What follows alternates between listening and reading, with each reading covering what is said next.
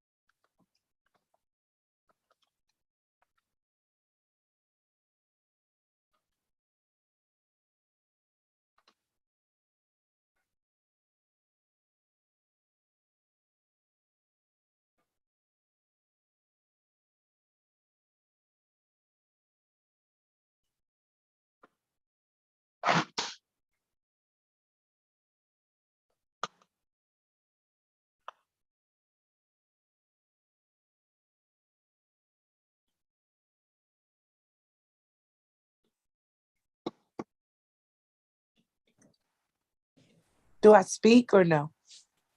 We haven't started court yet, Ms. Burney. Okay. I take it that you're here for someone when they could become before us. I'm happy to let you speak at that time. Okay. Yes, All right. I'm here for Sammy Green. Okay, thank you, ma'am. Thank you. Hey, Judge, I'm ready now. Thank you for being patient with me. That's not a problem. I know we have quite a few on the calendar this afternoon. Who do we have up first? Judge, I'm sorry. I don't have a calendar right now, but we have Mr. Cheryl Cross. What's the last name? Cheryl Cross, SHALLCROSS, please.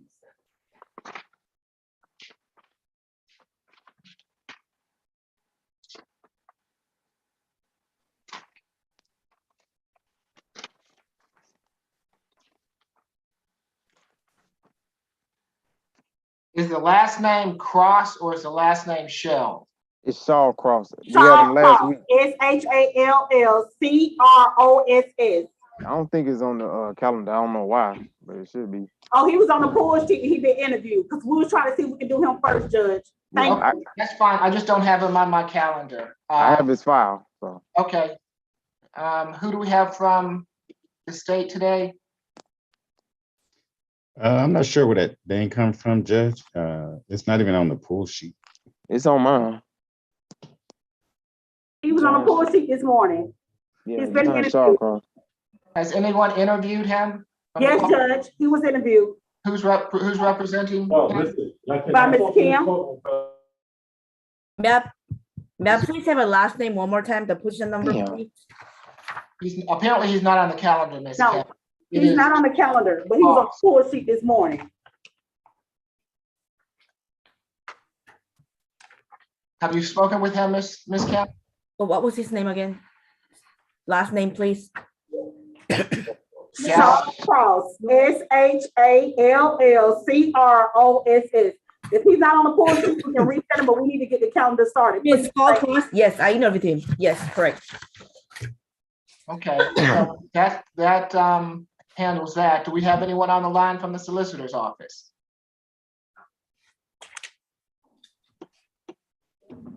It is 2:03. Mr. Jordan, can you see where the solicitors are, please? Oh, here we go. I'm here, Your Honor, but we didn't have him on the calendar. So which case is he being seen for today? He has 2 counts of battery from a trespassing.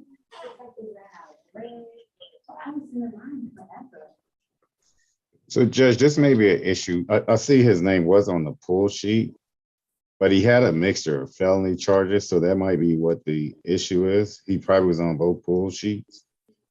But we did not receive any accusations on this case at all. He wasn't on the felony for you. Do we know if this case has been accused yet, Ms. Webb? I'm sorry. Your Honor, I'm checking back from our list that we received this morning. He was not on there. I'm double checking now to see what happened with those felony charges, because it may be a possibility, as Ms. Latari said, that from pretrial that he may have been sent over to felony, but we don't have any notice of him. I'm reaching out to a supervisor now to see what happened. And he was actually on the calendar last week twice. So we just need to know which case. But last week it was he got a 2,000 SOB jail. What was the charge? The criminal damage? Criminal damage to property and trespass. So today he has 6 new warrants. He's got 2 battery family violence, criminal trespass, arrest date 5-1. He's got a burglary, arrest date 5-1. Yeah. He's got loitering and prowling, arrest date 5-1, and a burglary, first degree, arrest date 5-2. So he has 6 new warrants that he's arrested on. Yeah. So he got out and got rearrested. Right. So he rearrested and he was booked back in yesterday. Okay, So these are all new warrants, but we didn't receive any accusations at all. they're felony charges. I'm looking up, I see it right now. I have the case numbers. Okay, well, it doesn't look like we're gonna be able to proceed with Mr. Shellcross today. Is that? Okay, thank you, Judge. Can I leave? Yeah, come on, Come on, come on. come on. I got it, come on. We'll reset him for tomorrow. Okay. Thank you, Judge. Can we Okay, go who we with got the next? And position Your number Honor, 19? Ms. Jamila will be supervising for today, and she said she's in the waiting room trying to get in as well. Okay, thank you, Ms. Webb. We'll let her in. She made it on the wrong link. I'll send her the link to it. Okay, thank you. Who do we have next on? Position number 19, Judge.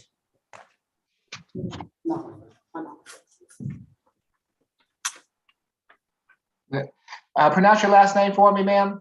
McGurk. Say it again. McGurk. McGurk. Good afternoon, Ms. McGurk. I'm Judge Eric Morrow. You have been charged in case 22 CR 002658C with battery family violence. Is there a history, Mr. Howard? It's a 5th arrest. Last was September 2020, burglary, 2 counts of simple battery. That's 20 CP 193-881, 20 CP 193-879. That's a pretrial case. She got DUI arrest 2017. I think that's it. Yeah, besides those open charges, that's it. Okay. Is this your case, Ms. Webb? Yes, Your Honor, I'll be representing for the state. Okay, you can proceed. Yes, Your Honor. This particular incident occurred on yesterday around 9 a.m. at 680 Woodwork Way, Roswell, Georgia, when the Roswell Police Department responded to a domestic dispute call and were met with the defendant and her father, Mr. Sean McGurk, who is the victim in this case, and that is Sean S.E.A.N. McGurk, M.C.G.U.I.R.K. The father advised the officers, along with her siblings, that he attempted to wake her up that morning, and the defendant became irritated with him. And while the father was walking out of her bedroom and going down the stairs, he alleges that she pushed him down the stairs, causing him to fall and hit his head really hard on the wall, which caused an impact hole. The victim did sustain a swollen and bloody knot to the head area, but declined emergency treatment at the scene. The siblings did testify to the responding officer that one sibling said that he didn't see the defendant push the father, but he did witness her shouting and cursing at him and them arguing in the hallway where that fall occurred. The defendant alleged that the reason for the incident was that her father woke her up forcefully and that he pulled her hair. However, the officer did not see any signs of a disheveled hair or damage to her hair or anything that would indicate that he did in fact put his hands on her hair or near her head area. Your Honor, the officer was able to see the impact on the wall, which caused a hole at the bottom of the stairwell. For those reasons, the state is recommending a $3,000 surety No further contact with Mr. Sean McGurk. Stay away from the incident location at 680 Woodwork Way, Roswell. No alcohol, drugs, or weapons, and a one-day anger awareness. Your Honor, the state is concerned with the risk of reoffending. We do not believe that there's been a sufficient cooling period since this did just happen yesterday morning. In addition to, our office was able to make contact with Mr. McGurk, and he advised that he wants the defendant to get some help and that there are some concerns about substance abuse, Your Honor, that she would need to seek rehab or rehabilitative services, and that she needs anger management, and that she has does not have the ability to control her anger. He did advise he doesn't mind her having contact, and he would like nonviolent contact. But again, Your Honor, we are concerned with a risk of reoffending here, and we are going to request a stay away and a no further contact order at this time. Nothing further. Thank you, Ms. Webb. Ms. Kim? Yes, Your Honor. Miss Christine is 33 years old, and she has two children here in Georgia, 2.5 years old and 1 year old. She has been here in Georgia for the last 33 years, and she just started working last night, yesterday at new job. So she's kind of afraid that she's going to lose that job already, since she was arrested before showing up for the first day. She has associate degree from Kennesaw University. She has a paralegal certificate, and she believes that her father is overreacting. She denies the allegation. She would like to go back home to take care of her children as soon as she can. And right now, she is residing with her mom and two kids at 680 Woodwork, and her father is actually moving out to North Carolina. So we would like to request for a signature on bond. And if Your Honor is not inclined to give her a signature on bond, we would like to request for the minimum surety bond for $500. Thank you, Your Honor. Okay, it's going to be a $2,000 good bond, no further contact with Sean McGurk.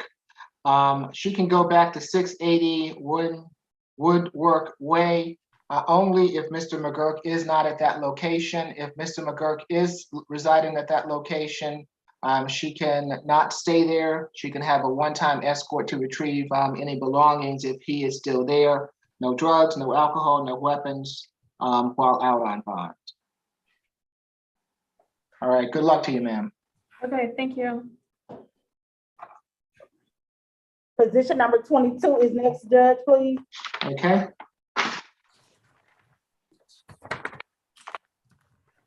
Good afternoon, Ms. Milner. I'm Judge Eric Mario. You have been charged in case 22 CR 002648A with affray and battery substantial physical harm. Is there a history, Mr. Howard? Second arrest. Last was 2017, simple battery, ag assault. It was DWAP.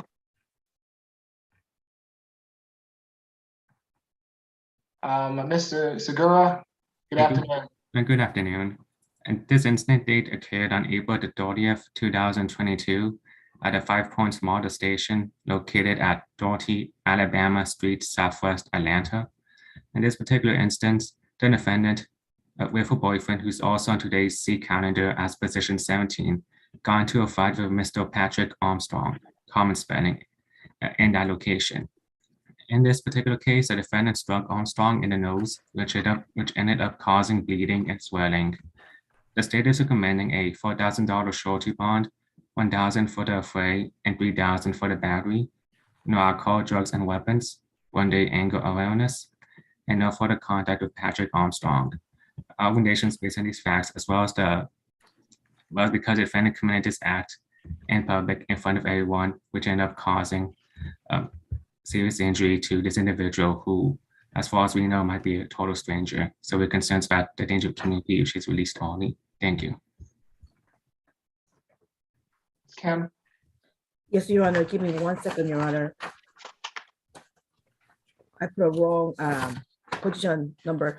Stephen Marshall is 33 years old. Okay, hold on. This is, I was confused. This is Erica Milner, position 22. Your Honor, but Patrick Armstrong is about Marshall, Stephen, and Milner. That's why I was kind of confused, Your Honor. I do have a position 22 as Parker. I don't know. It looks like we have a mix up in the calendars. I have position 22 as Erica Milner, but I have position 17 as a Stephen Marshall. And I was told something about a Patrick Armstrong, who I don't. Patrick Armstrong is the victim in this case, Your Yes, Honor. Your Honor. They're cross defendants with positions 22 and position 17 on the calendar that you're looking at. Yes, Your Honor. I represent position 17, and is Maureen McLeod, attorney, conflict attorney, is representing this position 22. Okay. So who's representing Miss Milner? I saw that we have Miss McLeod on the line. Ms. McLeod? Yes, Your Honor, I'm representing Ms. Milner. Okay, good afternoon, Ms. McLeod. Good afternoon, Your Honor. Have you been with us? Did you hear what Mr. Segura had to say?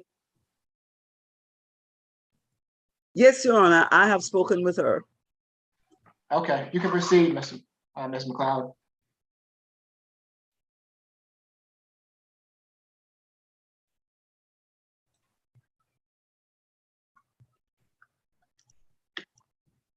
Is there a Just a problem? moment, Your Honor. Can you hear me, Ms. McLeod? I can, Your Honor. I was Okay. just pulling up my information on her. Oh, okay. I didn't know if you could hear. Yes. Let me know when you're ready.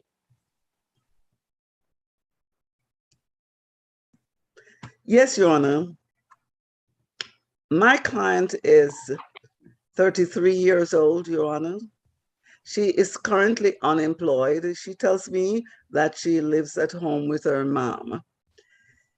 She was hoping to start working next Monday at a new job at DHL. She tells me that the complaining witness attacked her and her boyfriend when they were at 5 Points on Saturday night. She said she did not, in fact, hit him. He attacked her boyfriend and she just intervened to help her boyfriend because he was on the attack from this person, Your Honor. She doesn't really know this person. It was a random stranger to stranger contact. Your Honor,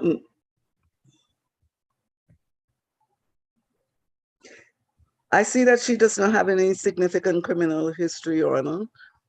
So I was wondering if the court would consider giving her a signature bond. She tells me that she has children that she has to go home to take care of.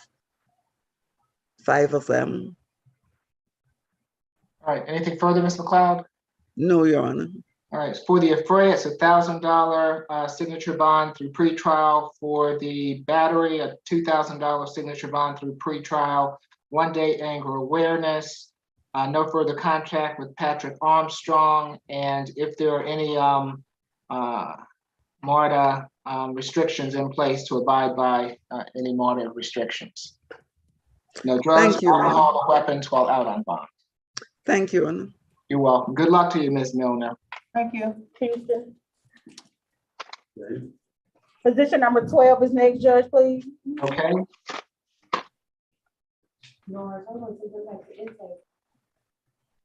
And this is Mr. Houston, is that correct? Yes, Judge, it is. Thank you. Good afternoon, Mr. Houston. I'm Judge Eric Morrow. You have been charged in case 22 CR 002656B with cruelty to children, 3rd degree. Is there a history? This is 9th arrest. Last was 2017, misdemeanor possession of marijuana. On probation in Clayton County. Possession of a knife or a firearm during the commission. Sale of marijuana. 2017, they gave him 7 years probation for that.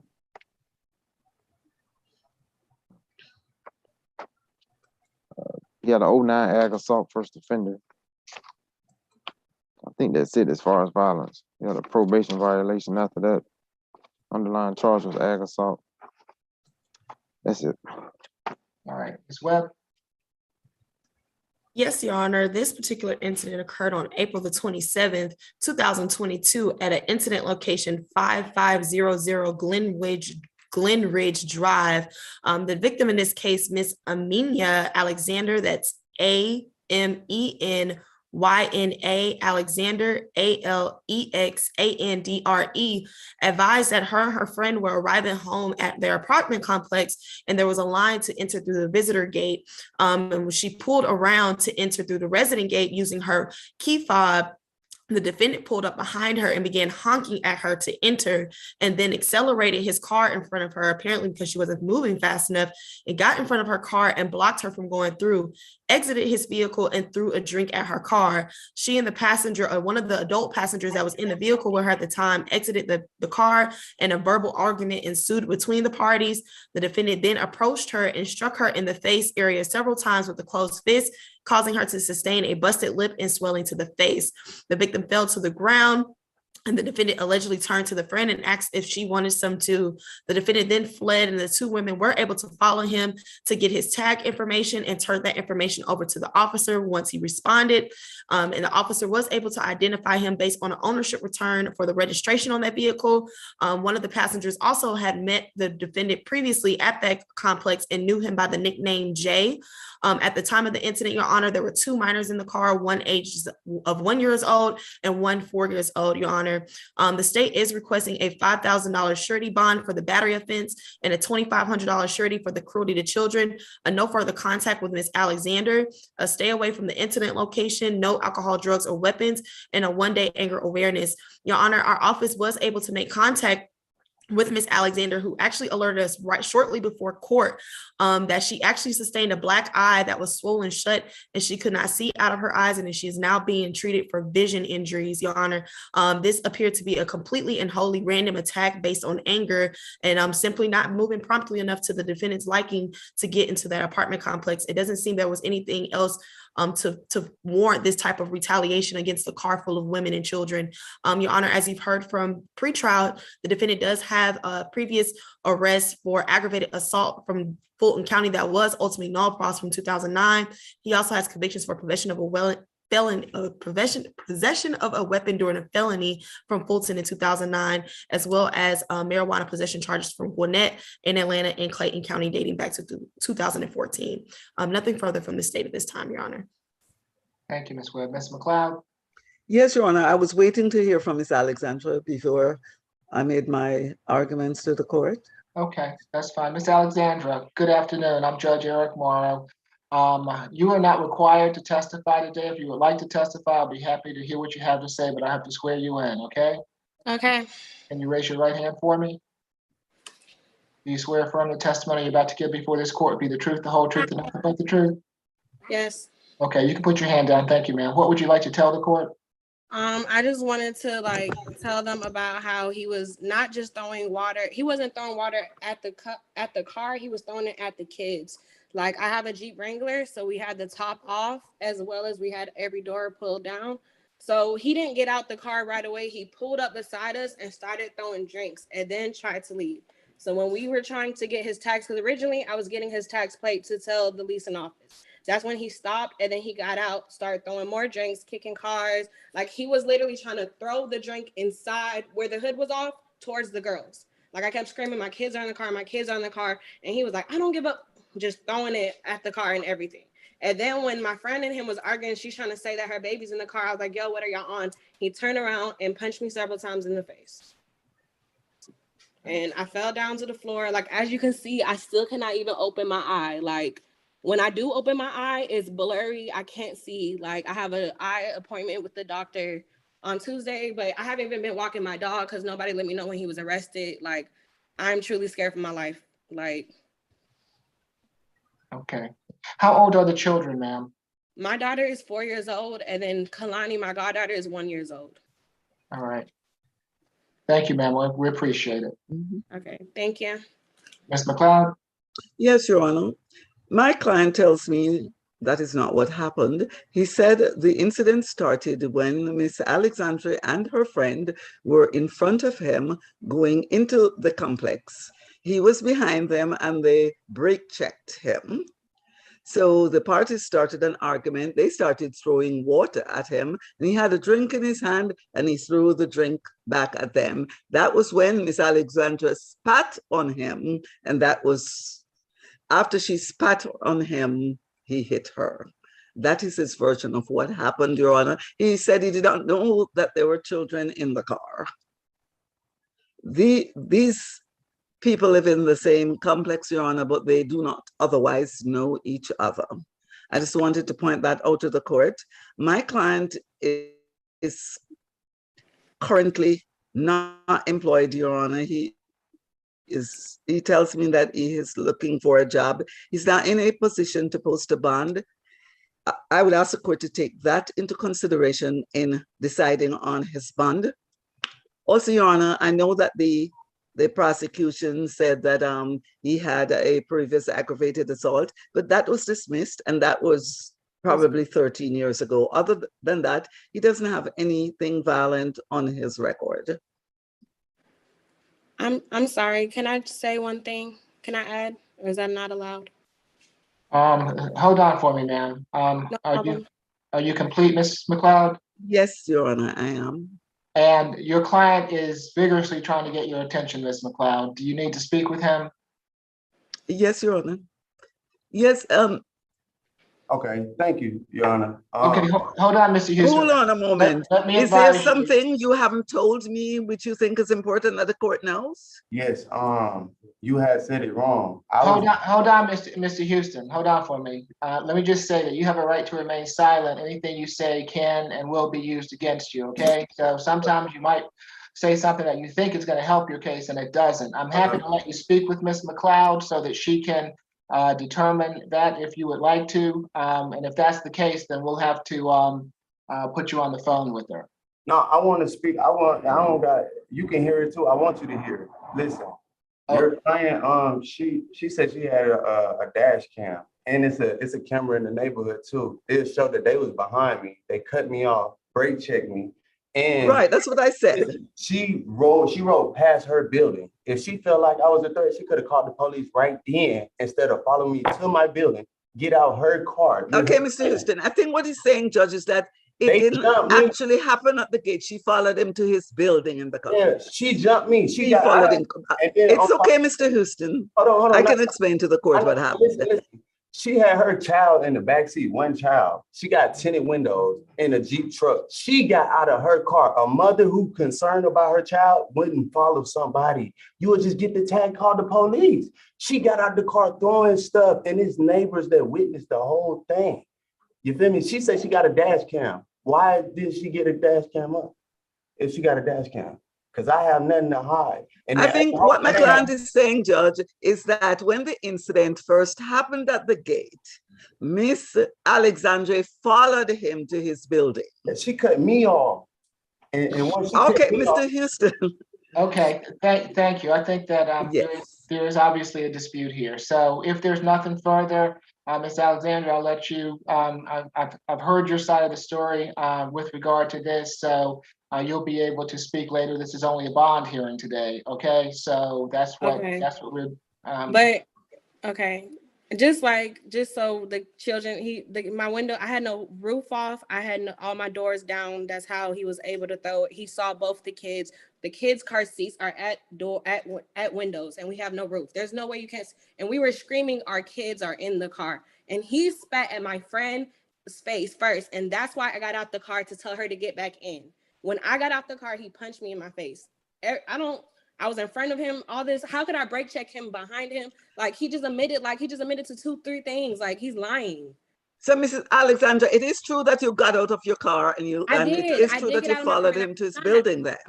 But I got out my car trying to make him stop throwing drinks in the middle of my car. His car is parked in the middle of the driveway. I cannot drive around. My hood is off, and he's trying to throw drinks like I have a Wrangler. I had no roof on. He's throwing drinks inside the car at kids. I can't move around. Like, he's standing in front of the cars. Like, I should not have got out the car. Correct. Okay. I'm trying to get my friend back in the car, but I do not deserve this for getting out the car.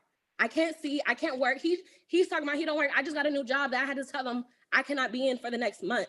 Like, Yeah, Your Honor, if I could just regroup for a second, I think based on the testimony from the defendant and the victim, there are certain things that we know is true. Defense first originally said that the defendant wasn't aware of presence of children in the car, whereas the victim just advised top off, windows down, indoors off in a Jeep Wrangler. And the defendant himself admitted that he saw one of her kids and that she was saying something in reference to the mother being a mother and a mother of a child. Second, Your Honor, the victim is here present with an injury, a visible injury, a closed black eye to the face based off of whatever the facts were at the scene. I think all of those facts combined warrants the state, request for that $5,000 surety for the battery charge and $2,500 for the cruelty to children, and the parties can litigate this matter at a later time and date. But as for now, I believe there's sufficient evidence to find that the defendant is a possible risk to the community, as he did attack her, causing her to sustain this black eye, which now needs clearly medical attention, as she cannot see out of that eye. Your Honor, it's swollen shut. We have not seen her eyeball throughout this entire hearing or proceeding. Okay, thank you. I've heard the testimony also. I've seen the witness here. Does anybody have anything else to say that Hey, Okay, no, Hold Mr. Houston, you've had enough. Mr. I've heard Houston. enough, okay? I've heard enough from everyone. I've made a Judge, decision. I'm sorry. I do Yes. apologize. His mother is in the galley. She has her hand raised. Would you like to speak with her, please? She texted me right after she called the police. Okay. Bring her in. Okay, come on.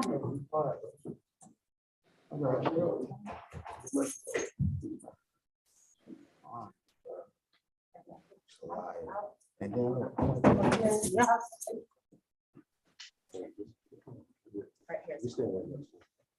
Hello, Okay, what's your name, ma'am? Sabrina Brewer.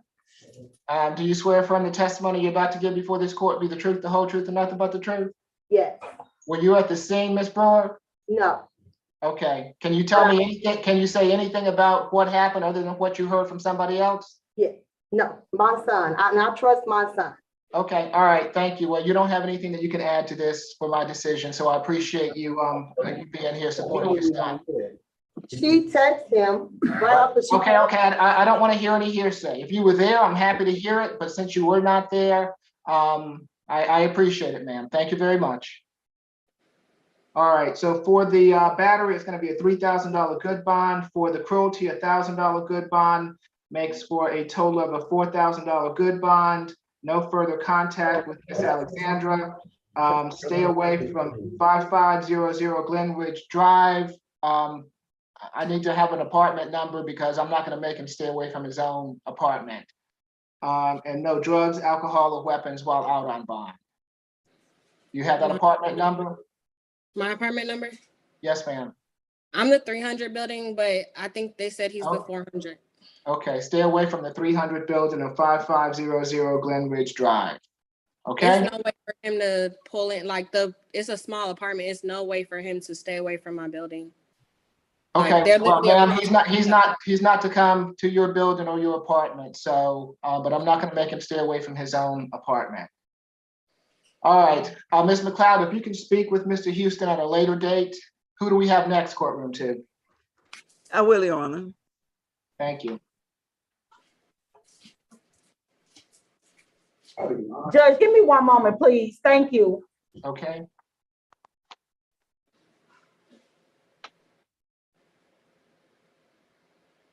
May I leave? Yes, ma'am. Have a good afternoon. You too. Thank you.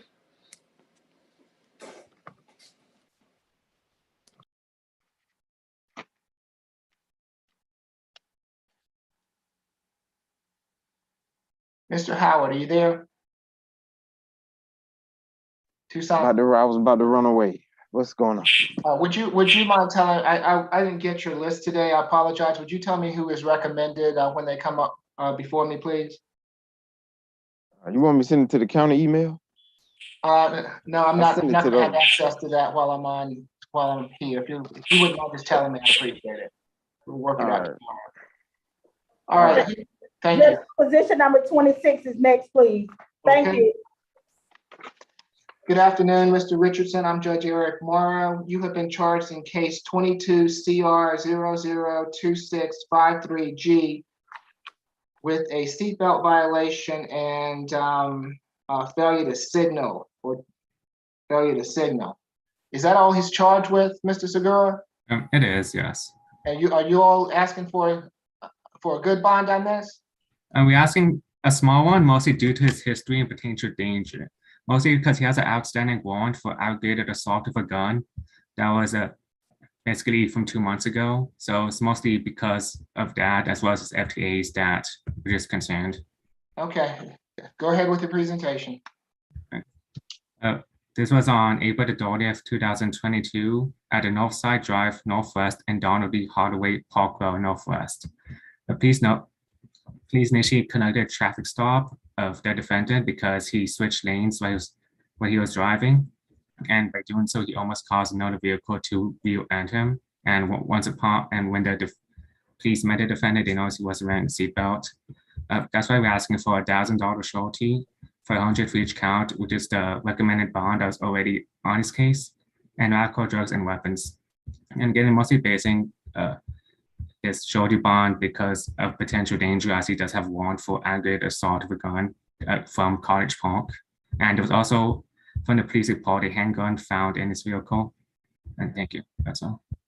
All right, so for the, I'm sorry, Ms. Kim, he's gonna get a signature bond, so it's $250 signature bond per charge. It's gonna make for a $500 signature bond through the jail. No drugs, alcohol, weapons while out on bond. Good luck to you, Mr. Richardson.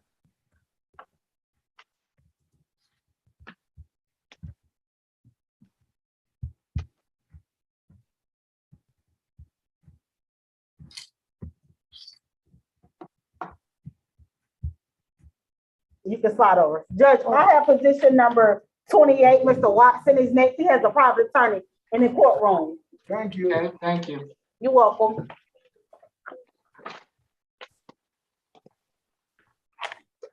And what's the attorney's name? Charles Brandt, B-R-A-N-T. Good afternoon, sir. Good afternoon, Your Honor. And good afternoon to you, Mr. Watson. I'm Judge Eric Morrow. You've been charged in case 22 CR 002654H with reckless conduct. Is there a history, Mr. Howard? It's his second arrest.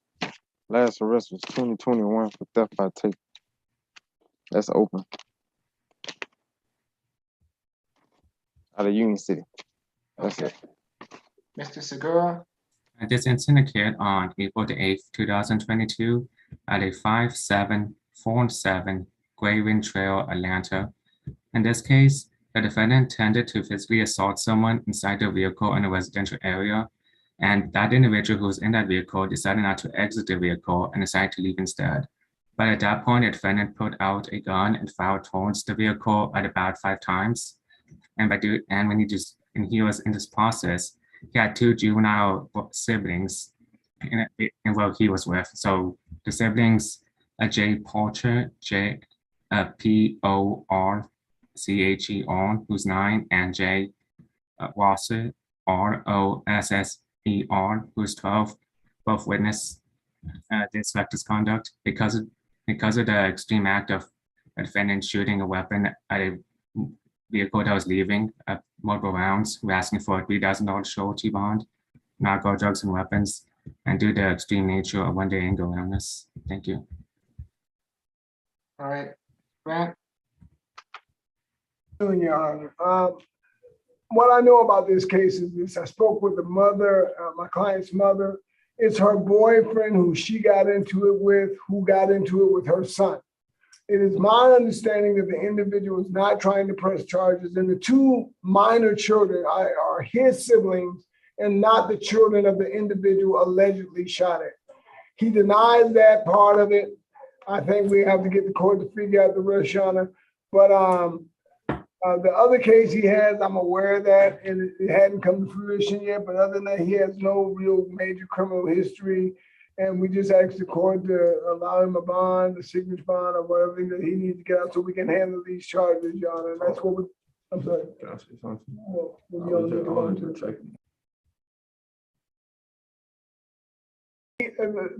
What he wanted to tell the court was he was trying to protect his mom, that the individual who was out there was being aggressive towards his mother. So with that being said, John, I don't think we need to get into the facts of the case right now, but what I will say is he has no violent charges against him at this point, other than this charge. How old is he? 21. 21, Your Honor.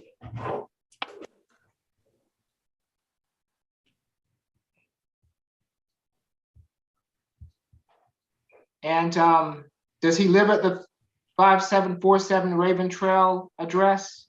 He does, but the individual who allegedly he shot at does not.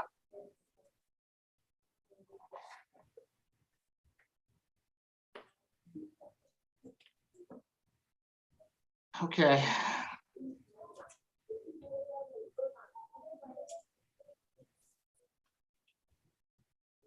The two minor children, as I've indicated, are his siblings, they don't belong to the individual supposedly shot at or anything.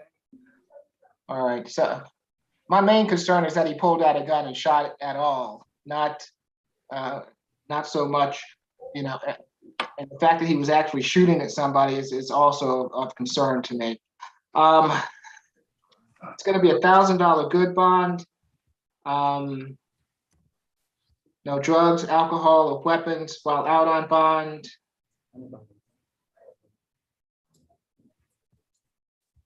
And that will be it. Good luck to you, Mr. Watson. Thank you, Your Honor.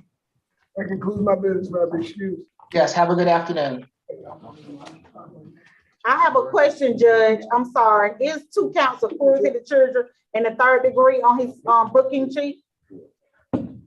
Okay, I only have 1 count of reckless conduct on the calendar. Yeah, solicitor office filed the NOD on those charges. Okay, thank you, Mr. Jordan. Thank you.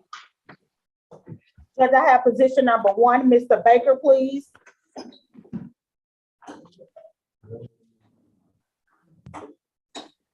Good afternoon, Mr. Baker. I'm Judge Eric Morrow. Good afternoon, sir. Good afternoon. You have been charged in case 22 CR 002673G with simple battery family violence. Is there a history, Mr. Howard? 29 total. He has history out of Arkansas and Illinois. Last arrest was 2016, criminal attempt. That was in Arkansas. Hold on. I know I saw, hold on. Yeah, that criminal attempt was a conviction. Got a 2015 violation of a protection order conviction.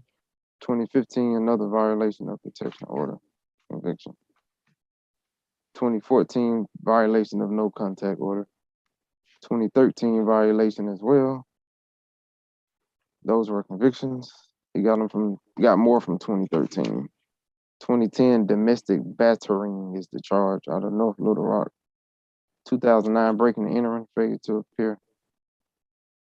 The last arrest in Illinois, it was in 2000, in the year 2000. Got an ag battery conviction from 97. That's all. All right. Sorry. Yes, Your Honor. In this case, officers responded to 2301 Godby Road in College Park regarding a verbal dispute. Upon arrival, officers heard yelling towards the apartment and attempted to get someone's attention. To no avail. The officers entered into the apartment. They went into the bedroom where the dispute was happening, and they saw the defendant hovering over the victim and their daughter in an aggressive manner. The defendant was yelling obscenities at the victim. The victim told officers that the defendant had been drinking all morning and starting fights with her for no reason. And he eventually pushed her on the bed and began yelling at her. The victim's name is Francis Clark. They both lived together. Your Honor, we were able to speak with the victim. She stated that she and the defendant have been in a relationship for 11 years. They do share one child together who is a special needs child. And the victim also informed us that the defendant drinks a lot and incidents like this happen often in front of their child. She wants no contact, a stay away, one-time law enforcement escort. We're also recommending a one-day anger awareness course with a $3,000 surety bond. Your Honor, also, as pretrial has noted, the defendant does have multiple violation of no contact orders out of Arkansas. And the victim in those cases is the same victim that we have today, Ms. Clark. So we are really asking the court to issue that stay away. Nothing further. Who's representing Mr. Baker? I am, Your Honor. Okay, Ms. McLeod. Yes, Your Honor, my client is 51 years old. He is not currently working, Your Honor, because he is disabled. He tells me that he and Miss Clark have been in a long-term relationship, about 11 years, and they do share a child. They have been living together for the past 10 years, Your Honor. So it does look like it's a pretty significant relationship for him. He's not in a position to post a bond, Your Honor, because he doesn't have any money. He survives on disability benefits. I am asking the court to take that into consideration in setting a bond for him. And his age as well, he's 51. Anything further? No, Your Honor. All right, a $3,000 good bond, no further contact with the alleged victim. Stay away from 2301 Godby Road. You can go back to that location on one occasion with law enforcement to retrieve any belongings that he might have there. No drugs, alcohol, or weapons while out on bond. Good luck to you, Mr. Baker. Thank you, Your Honor. Judge position number 4, Mr. Cato, is next, please. Okay.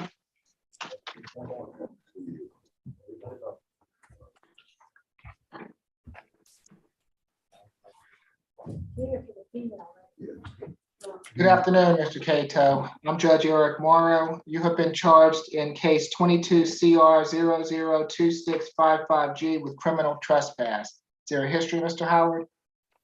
This fifth arrest. At a 2021 arrest out of Rochester, New York. Harassment, second degree. Criminal mischief, intent to damage property. 2015 probation violation out of Gwinnett County. Another 2015 probation violation. And a DUI conviction 2014. Okay. Ms. Webb? Yes, Your Honor. This incident took place yesterday at the Grady Memorial Hospital at 80 Jesse Hill Drive, Junior Drive. The defendant was a patient at Grady Memorial and he was discharged twice. He came back and returned around 10:30 yesterday morning and checked himself back in and was released once again by the staff at 12:30. He was told that he needed to leave the premises. And instead of leaving, he walked to the Starbucks at the hospital. And then when being approached by the security team, he ran outside of the hospital into a restricted construction area where he had to be apprehended to be able to be escorted out of the hospital, Your Honor. In this particular case, the state is requesting a $2,500 signature bond for the stay away from the Grady Memorial Hospital, one-day anger awareness, and no alcohol, drugs, or weapons as a condition of bond, Your Honor. Ms. Gann, I take it you don't have a problem with the signature bond? No, Your Honor, I'm not opposed. Okay, so the $2,500 signature bond, stay away from Grady unless he's been treated there and no drugs, alcohol, or weapons while out on bond. Good luck to you, Mr. Cato. Thank you, Your Honor. Judge Morrow, what was that bond amount again? 2,500. Judge position number 5 is next, please. Okay.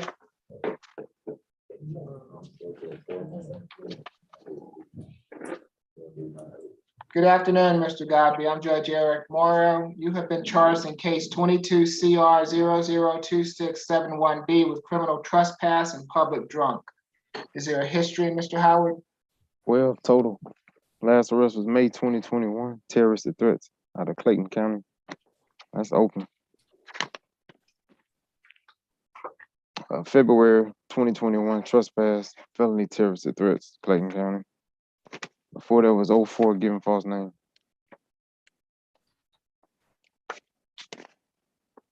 That's it. Sorry. Yes, Your Honor. In this case, MARTA officers were patrolling at 30 Alabama Street in Atlanta. They responded by removing the defendant from a MARTA bus due to his profanity used towards the bus operator.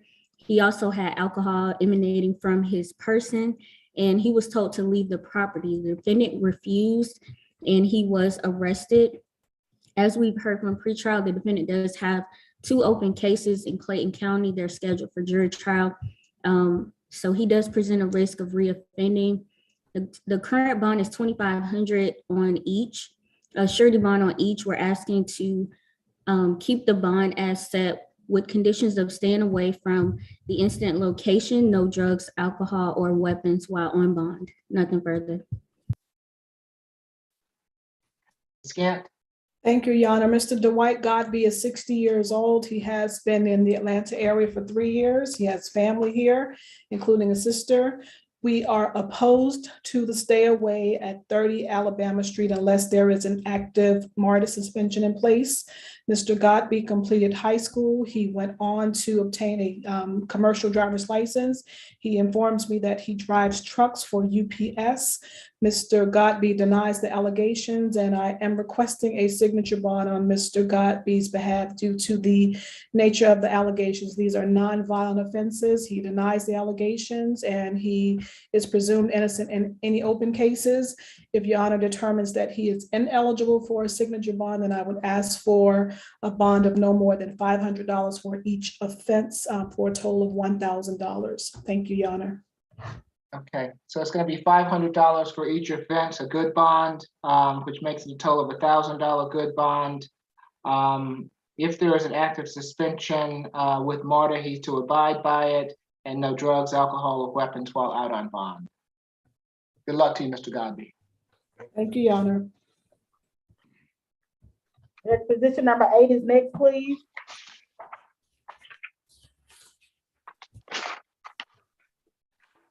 Good afternoon, Mr. Hauser. I'm Judge Eric Morrow. You have been charged in case 22 CR 002666A with battery family violence and simple battery family violence. Is there a history, Mr. Howard?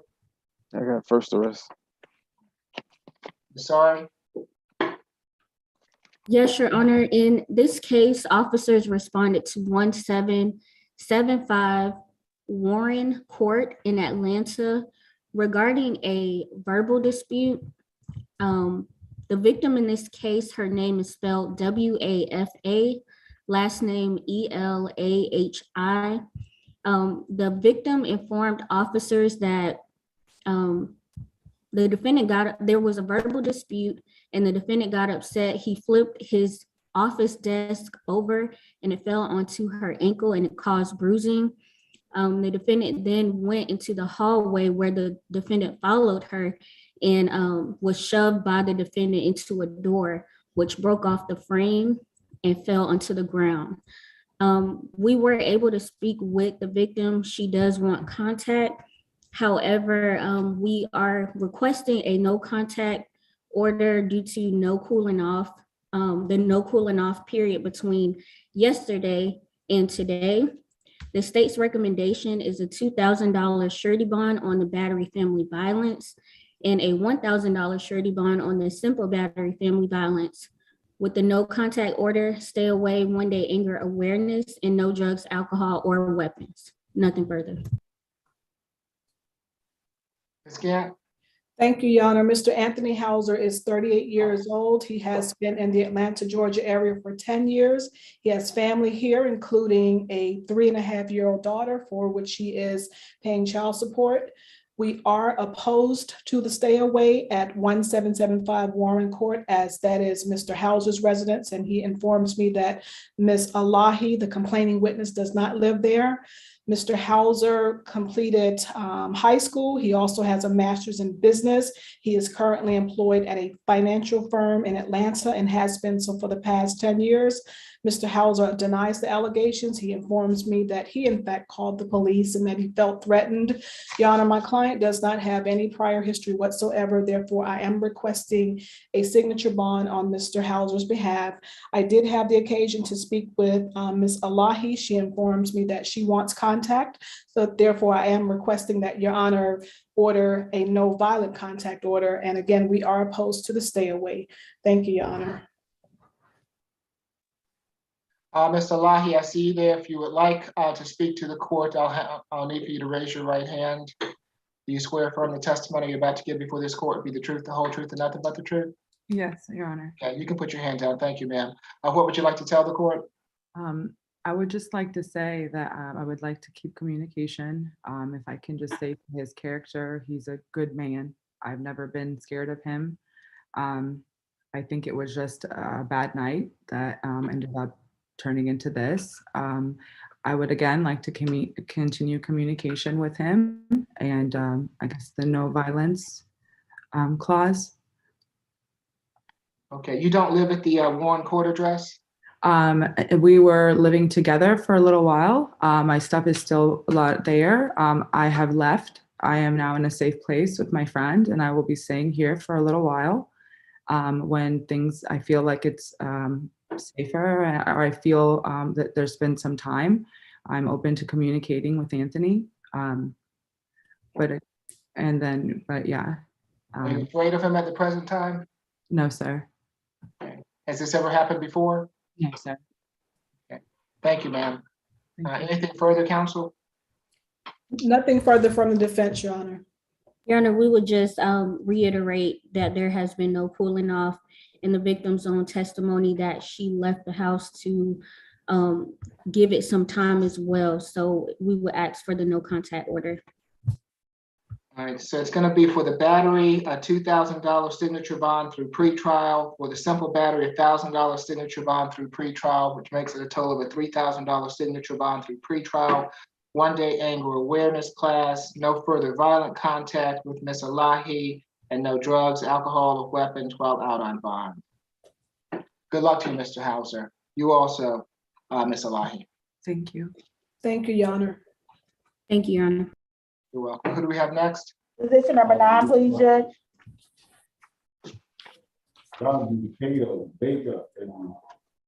Good afternoon, Mr. Herbst. I'm Judge Eric Morrow. You have been charged in case 22 CR 002665J with criminal trespass. Is there a history, Mr. Howard? 17 total. Did you hear me? Yes. 2019 failure to appear in DeKalb County on probation for terroristic threats. In 2018, they gave him 6 months to serve. 4 years, 6 months probation. Has history out of Alabama and the state of Oregon. Last arrest in Oregon was in the year 2000, though. All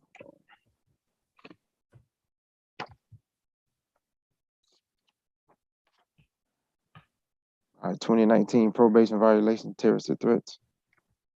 Had a theft by deception conviction from 2015, 2012 trespass conviction, 2011 misdemeanor possession of marijuana conviction. 2009, he was arrested for stalking and disorderly conduct. The disorderly conduct was a conviction. I don't see a disposition for the stalking. 2009 reckless conduct conviction. 05 felony terroristic threats. He pled NOLO. I think that's it. Hold on, Judge. Yeah, that's it. Sorry. Yes, Your Honor. In this case, officers responded to 853 North Highland Avenue in Atlanta regarding a criminal trespass. The owner of this property, whose name is Patrick Wood, advised that the defendant had been previously asked to leave his property, but refused. The night before this incident actually occurred, the victim received a call stating that the defendant and another person were on his property fighting. Your Honor, this is an investment property and the defendant continues to return, and he sleeps on the back porch and distributes his property and trash all over the back porch. This defendant also received a criminal trespass warning from the officer that responded to this call. He received that trespass warning on December 9th of last year. We were able to speak with the victim. He stated this is the 3rd time the defendant has been on the property and asked to leave. He wants a stay away from the incident location. As we've heard from pretrial, this defendant presents a flight risk because he does have a 2018 and 2019 FTA. He also has a 2019 probation violation and a 2017 terroristic threats. That resulted in a guilty conviction. The bond is currently set at $1,000 surety. We're asking for a $2,000 surety due to the defendant continuing to return or for the bond to remain as set, with conditions of no contact with the victim, a stay away, and no drugs, alcohol, or weapons while on bond. Nothing further. Thank you. Ms. Gant? Thank you, Your Honor. Mr. Kent Herbst is 55 years old. He has been in the Atlanta, Georgia area for 22 years. He has family here, including 2 children, a daughter and son, and also a grandchild. Your Honor, we are unopposed to the stay away at the incident location. Mr. Herbst completed 10th grade. He went on to obtain a GED. He also states that he has some college. Mr. Herbst is disabled and has been so since 1988.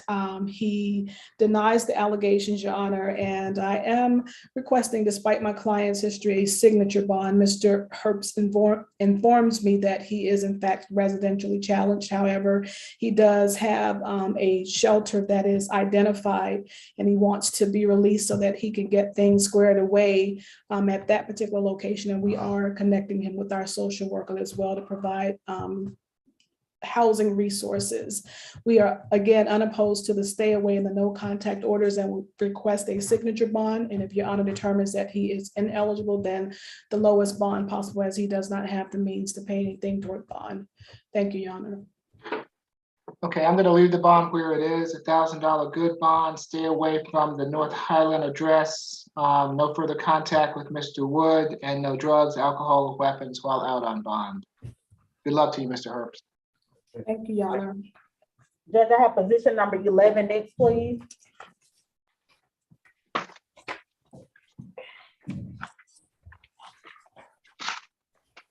Good afternoon, Mr. Horton. I'm Judge Eric Morrow. You have been charged in case 22 CR 002663E with failure to report striking a fixed object, improper or erratic lane change, and driving while your license was suspended or revoked. Is there a history, Mr. Howard? I think he got about 18 total between Georgia and Texas. Last arrest was August 2021, ag assault. 2020 battery conviction.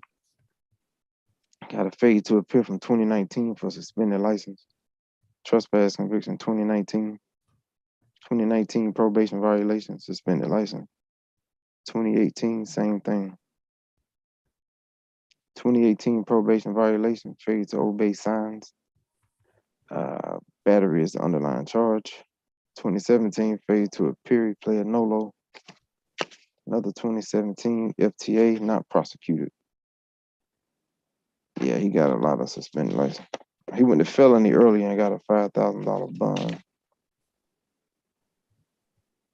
On the criminal damage to property, 2nd degree. That's it. Was that a surety bond? Correct. Yes. Thank you. Ms. Sarver? Yes, Your Honor. In this case, officers were dispatched by a call from a witness to 400 northbound in Abernathy Road. The witness, whose name is Matthew Chen, he stated that he was traveling on 400 when he heard a loud thud noise. When the witness looked back, he noticed that a vehicle driven by the defendant hit a water barrier. The witness called 911 and looped back around. He briefly spoke with the defendant, who asked who the witness was on the phone with.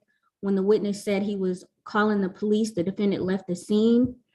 When officers arrived, the witness described the defendant. They ran the tag of the vehicle and actually spoke with the owner, who identified the defendant as the driver. The owner was able to call the defendant and allow officers to speak with him. The defendant admitted to driving and said he left because his license was suspended. The defendant agreed to turn himself in within 1 hour, but he never showed up. As we've heard from pretrial, the defendant does have multiple FTAs and multiple driving while license suspended, resulting in guilty convictions. The current bond for the failure to report is a $2,000 surety.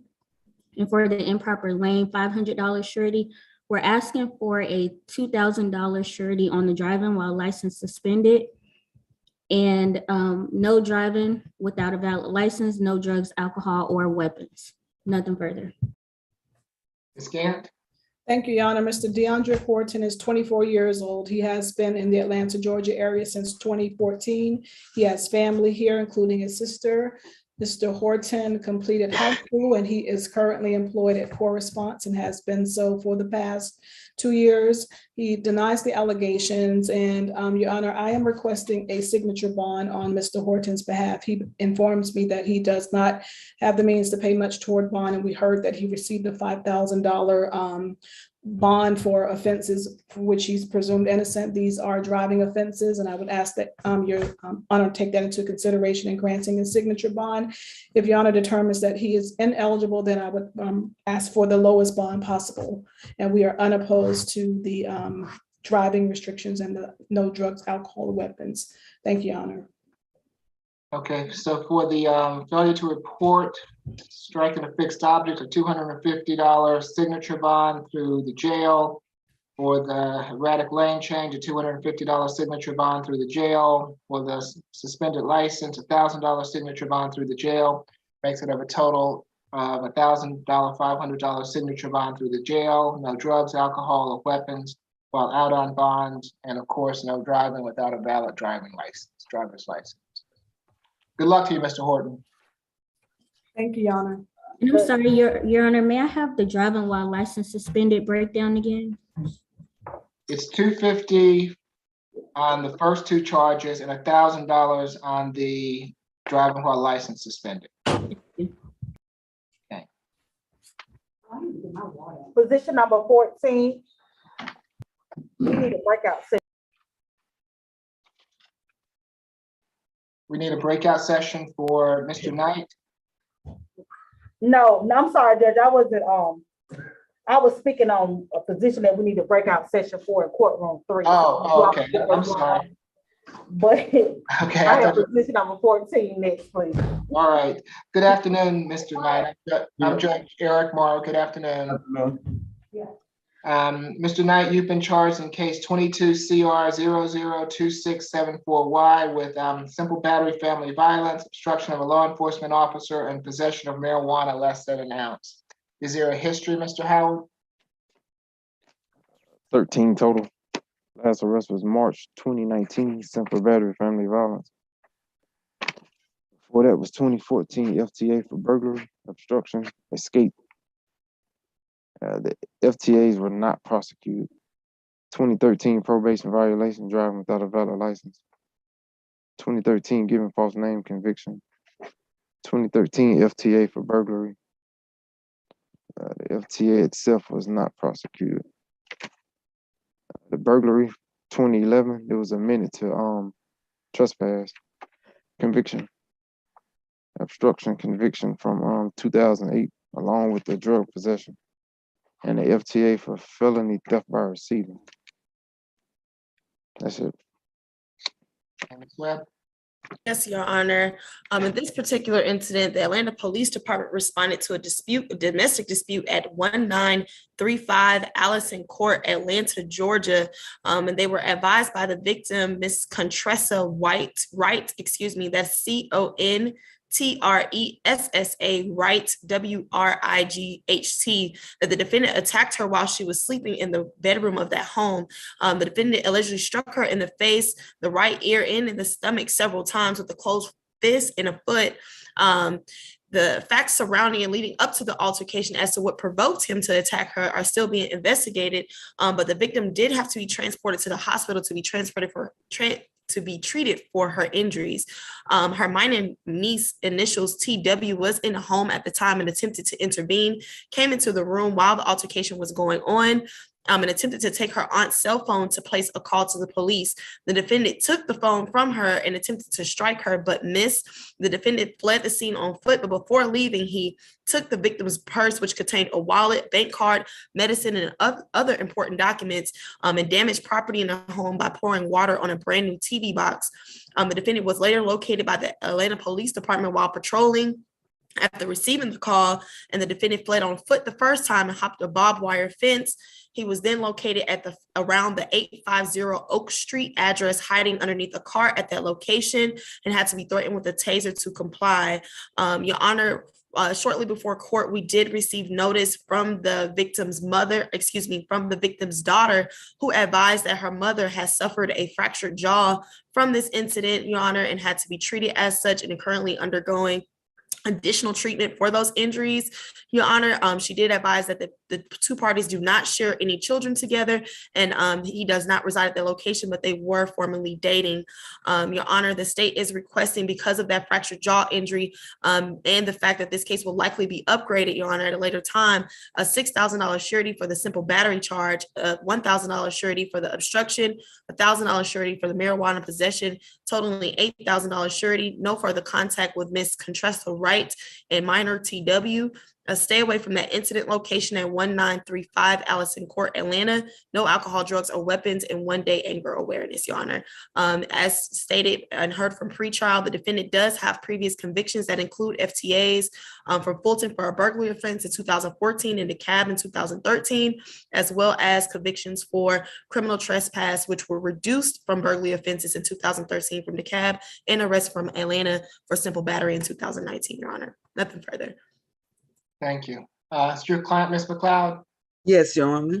As you can see, he has his hand up. Do you want to advise him? Yes, Your Honor.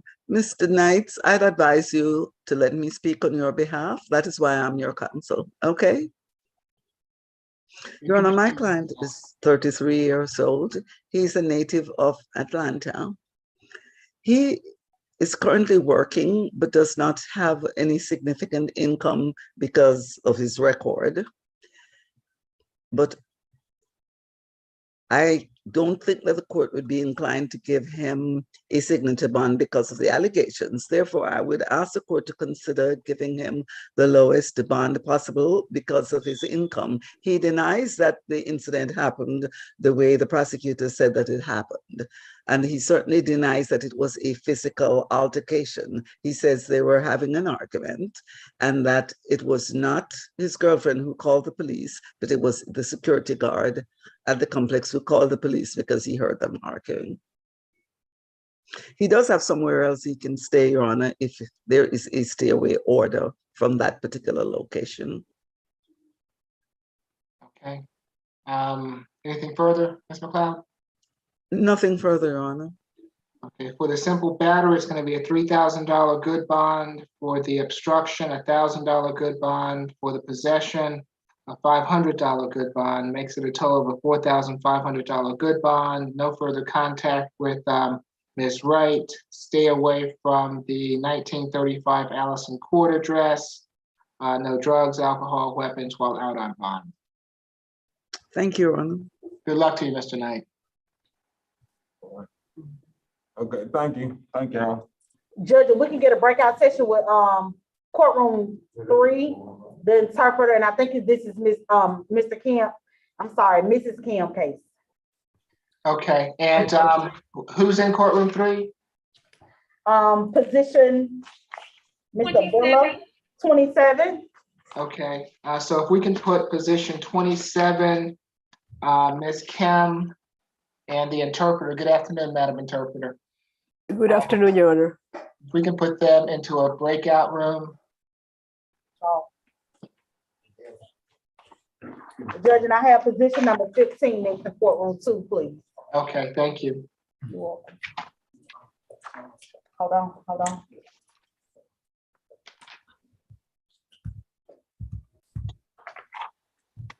And let's see. Good afternoon, Mr. Law. I'm Judge Eric Morrow. Good afternoon. Afternoon. You have been charged in case 22 CR 002660F with hit and run, duty of a driver to stop or return to a scene of an accident. 2 counts of that charge. Okay, 2 counts of hit and run. Is there a history, Mr. Howard? Third arrest, 2017 DUI conviction, 2016 DUI conviction. That's it. Ms. Webb? Yes, Your Honor. This incident occurred on yesterday around actually two incident locations, one being the Mansell Road and Haynes Bridge intersection in Alpharetta, and the second being the North Point Parkway and Georgia 120 Highway in Alpharetta. The defendant allegedly struck the first accident struck the victim in the rear at that intersection at Mansell Road and Haynes Bridge. The victim advised that he exited the vehicle and asked if she was okay. And when she responded yes, he then fled the scene. Of course, the victim reported that accident, but shortly before this accident, Your Honor, another accident was reported involving the same defendant, allegedly, where he did a similar offense where he hit another driver's vehicle and then fled the scene around that North Point Parkway and Georgia 120 address.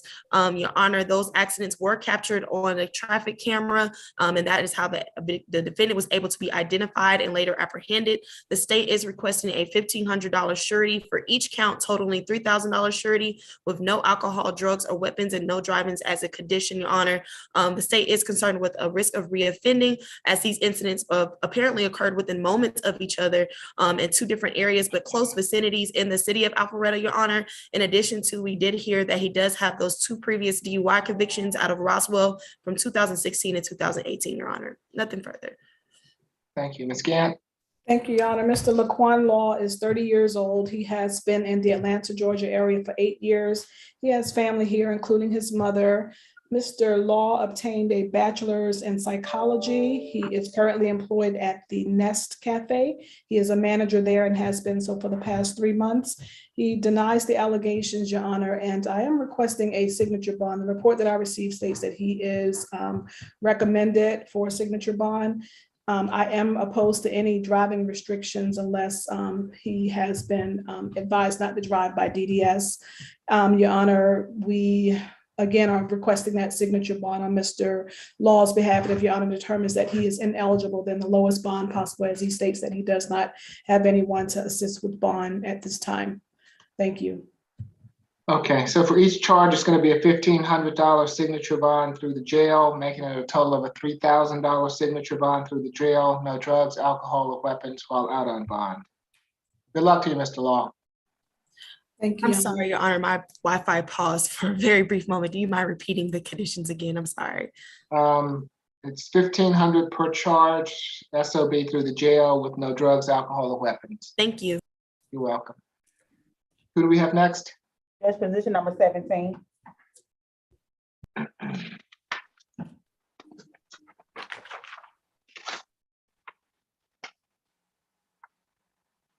Good afternoon, Mr. Marshall. I'm Judge Eric Morrow. You have been charged in case 22 CR 002659J with the fray, battery, substantial physical harm, and possession of marijuana less than an ounce and public drunk. Is there a history, Mr. Howard? 8 adult arrests. Last was 2015 probation violation, terroristic threats. 2013 FTA terroristic threats. 2013 battery DV. I think it was amended to simple assault. That was a conviction. 2011 felony terroristic threats conviction. That's it. Ms. Webb?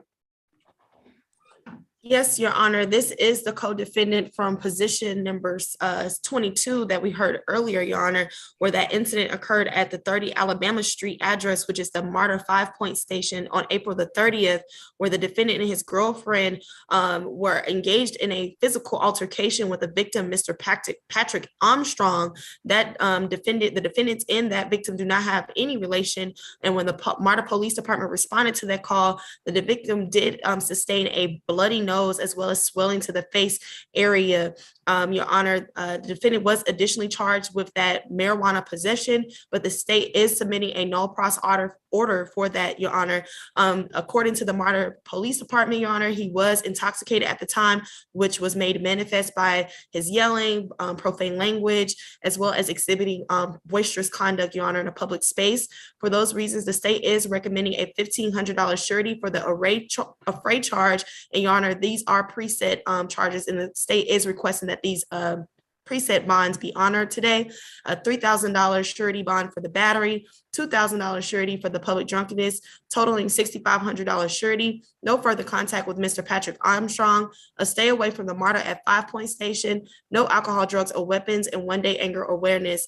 We are concerned with a risk of reoffending, Your Honor, as he does have those previous battery charges from Fulton County in 2013, as well as terroristic threats out of the cab from 2013, and that the defendant is a possible flight risk as he did FTA on those charges, and he also has a probation violation from the cab in 2015 as well, Your Honor.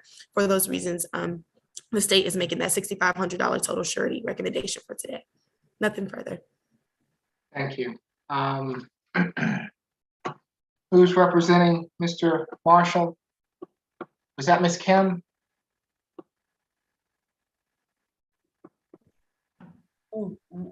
I do believe earlier when we were discussing the first case, Ms. Kim did say that she was representing Mr. Marshall. All right, given that Ms. Kim's in a breakout room, can we go to the next person to come back to Mr. Marshall, please? Yes, Judge. Mr. Marshall, want to come back to you, okay? Judge, position number 2, Mr. Barnes, please.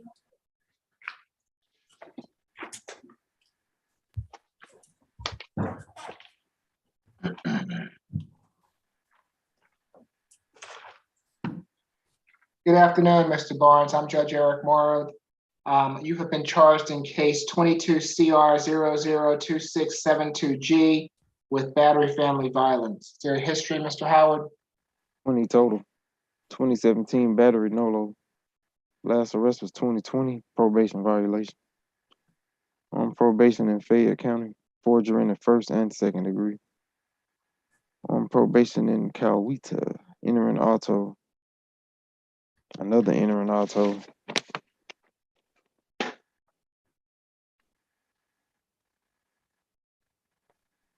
He got about 7 probation violations in his history. Shoplifting conviction.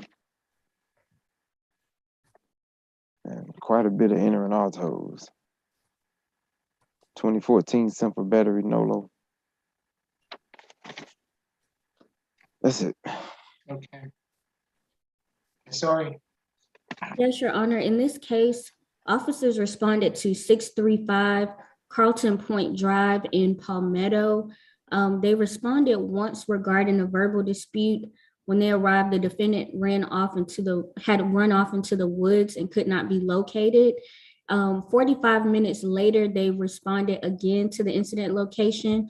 The victim in this case is Eugene Barnes, who is the father of the defendant. He stated that the defendant had been drinking and punched him in the face while throwing him to the ground. The victim did sustain a bruise to his left arm. As we've heard from pretrial, this defendant has multiple probation violations in a 2017 battery conviction that was a Nolo. So he does present a risk of reoffending. He's also a multi-county offender. The bond is currently set at $5,000 surety. We're asking to keep the bond as set with conditions of no contact with the victim, a stay away, 1-day anger awareness, and no drugs, alcohol, or weapons while on bond. Nothing further. Ms. Gant. Thank you, Your Honor. Mr. Alan Barnes is 25 years old. He has been in the Atlanta, Georgia his entire life. He has his family here, including a 3-year-old. Your Honor, we are opposed to the stay away at 635 Carlton Point.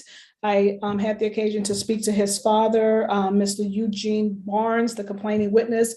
He informs me that he does want to continue having contact with his son and that he is welcome to return at 635, where Mr. Barnes lives with his family, including his girlfriend and daughter. Mr. Barnes obtained a GED. He is currently employed at TCI Times for 2 months. He is an arborist there. He denies the allegations, Your Honor, and Mr. Barnes's father informed me, along with my client, that he does have some issues, and they are actively trying to get him enrolled into a rehabilitation program in Texas, Your Honor. So therefore, we would ask for a signature bond to facilitate that. And if Your Honor determines that he is ineligible, then a bond of no more than $1,000. Again, we are opposed to the no contact and the stay away orders. Mr. Barnes informs me that he does not have the proficiency to use Zoom, otherwise he would have joined us on the call. Thank you, Your Honor. Thank you, Ms. Gant. It's going to be a $2,000 good bond, no further violent contact with Eugene Barnes, no drugs, alcohol, or weapons while out on bond. Good luck to you, Mr. Barnes. Thank you, Your Honor. Position number 3, Mr. Bell.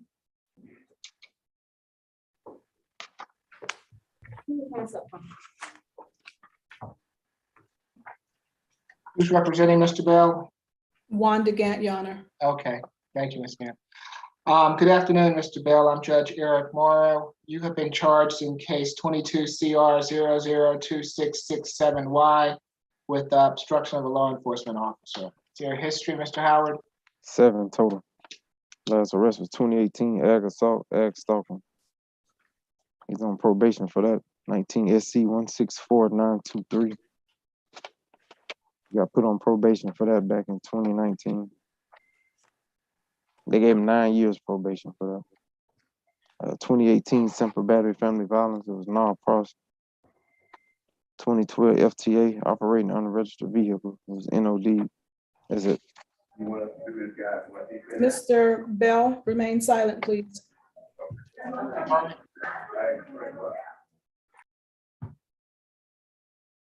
Is your case? Okay, I'm sorry. Yes, Your Honor. In this case, officers were conducting a traffic stop at Champions Green Parkway in Alpharetta. When the officer approached the vehicle, he smelled marijuana. The defendant was a passenger in the vehicle. The officer asked the defendant whether he had marijuana on his person, and he eventually admitted that he did and gave the officer the marijuana. The defendant was asked for his ID, which he stated he did not have, but provided his name and date of birth. And as the officer went to run the defendant's name, the defendant exited the vehicle and fled into the woods. The bond is currently set at $2,500 surety. We're asking to keep the bond as set with conditions of no drugs, alcohol, or weapons. Nothing further. And he was only charged with willful destruction, is that it? He was charged with possession. We've null-prossed that as well.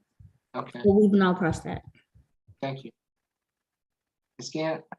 Thank you, Your Honor. Mr. Michael Bell is 34 years old. He has been in the Atlanta, Georgia area for 12 years. He has family here, including 5 children, all under the age of 11. Your Honor, Mr. Bell completed high school. He also has a culinary certificate. He has 19 years in the restaurant industry. He has a job that is waiting for him. This is Ed Harbor Cafe. He informs me that he cannot pay anything toward bond, and we are anxious to get him released so that he can start this job. He had been unemployed for 2 months prior to obtaining this job, and his sister reached out to his employer, and they are willing to hold his job for him. I acknowledge my client's history. However, my client's last contact, as I heard it, was in 2019, and this is a non-violent offense. And for the most part, he was cooperative. Therefore, I am requesting a signature bond on Mr. Bell's behalf. And if Your Honor determines that he is ineligible, then the lowest bond possible. Thank you, Your Honor. Okay, it's going to be a $3,000 signature bond through the jail. No drugs, alcohol, or weapons while out on bond. Good luck to you, Mr. Bell. Thank you, Your Honor. Judge, I have position number 6. Mr. Green is next, please. Okay. Oh, Ms. Gant, please.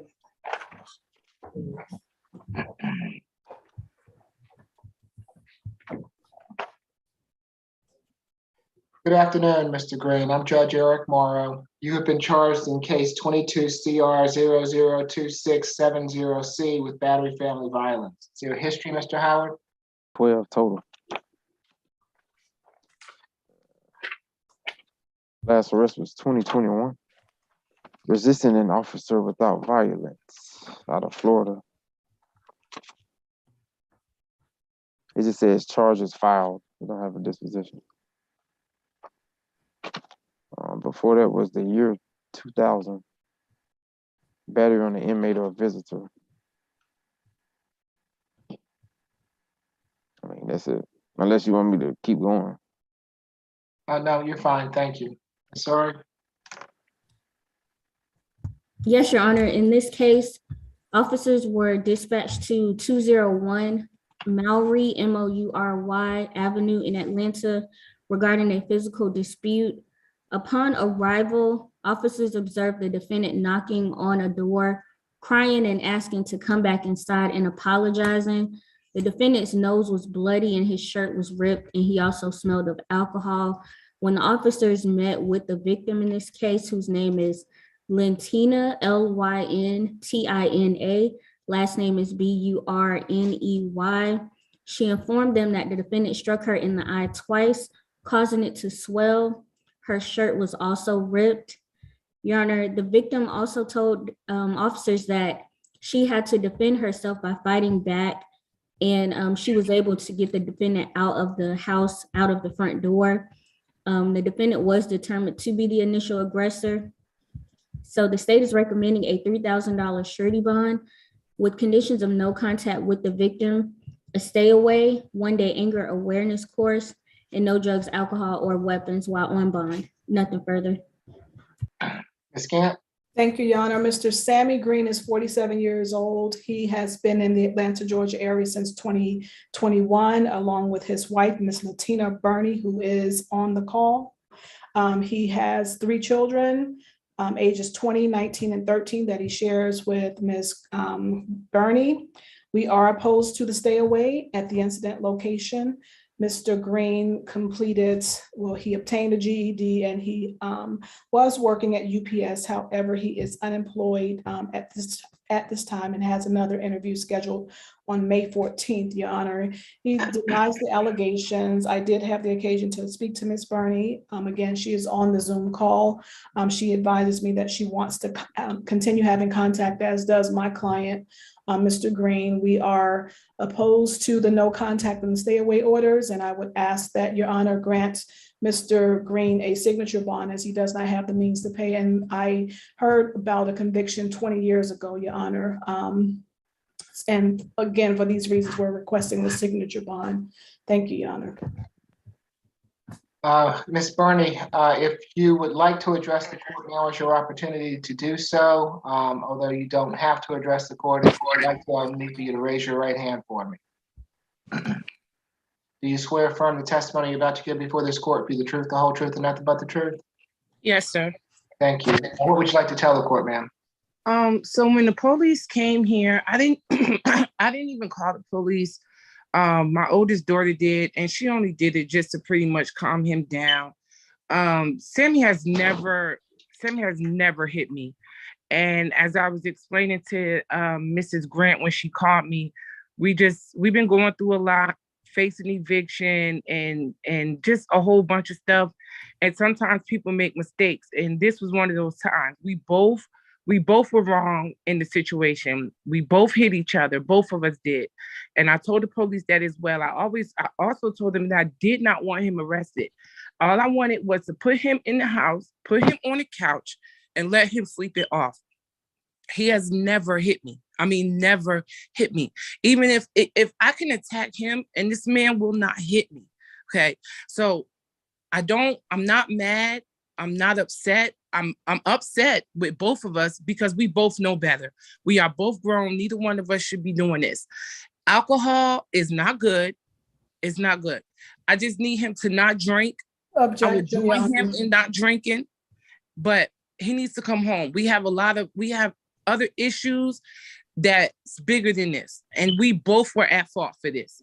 And I told the police that. I said, yes, we both hit each other. We both did. We both made a mistake. And I begged them not to even arrest him. I wanted them to just put him in the house and let me lay him down. Everybody does not deserve to be in jail. He's one of them. And Your Honor. Thank you, Ms. Burney. You're welcome. Yes, I just wanted to respond briefly. We've heard from the victim. She's admitted that there has been violence in the home. Also that her daughter called the police. So there's violence around children. That's not what I said. What I said was, hold on. Ms. Burney, listen to me. Okay, we don't interrupt people in this court. Okay. Okay, I'm sorry. I apologize. Okay, I'll give you another opportunity if need be, but let Ms. Suri speak. Okay. Thank you. Thank you, Your Honor. Also, there's indication that her eye was swollen. So the victim stated that she had not been hit, but her eye was swollen when the officers arrived. So we are asking for that stay away, no contact with the victim, as well as a $3,000 surety bond and the 1-day anger awareness course. Nothing further. And Your Honor, if I may, I would just remind the court that today's hearing is not about guilt or innocence, Your Honor. It's about bond factors, and we've established that my client does not have any FTAs, no probation violations. He has community ties with here in Atlanta, Georgia, Your Honor. Thank you. And briefly, Your Honor, Your Honor, to respond, the Ayala factors regarding the intimidation of the witness and whether the defendant would present a likeliness of reoffending, those factors do work in favor of the state. Nothing further. Ms. Burney? Yes, I was not saying that there has ever been violence. What I said, he has never hit me, is what I said. I said he has never hit me, and he has not. He has never hit me. My daughter only called the police so she can try to calm the whole situation down.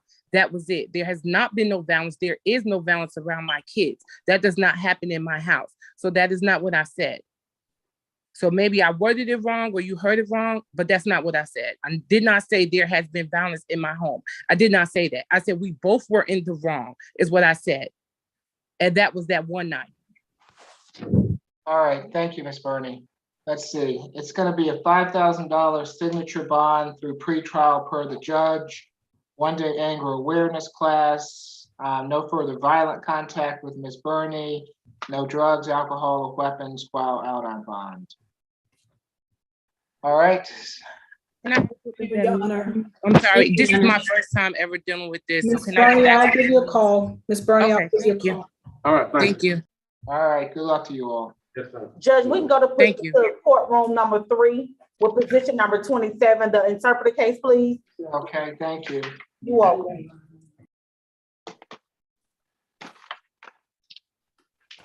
Madam Interpreter, if you raise your right hand, do you swear or affirm that you will translate from Spanish to English and from English to Spanish to the best of your ability?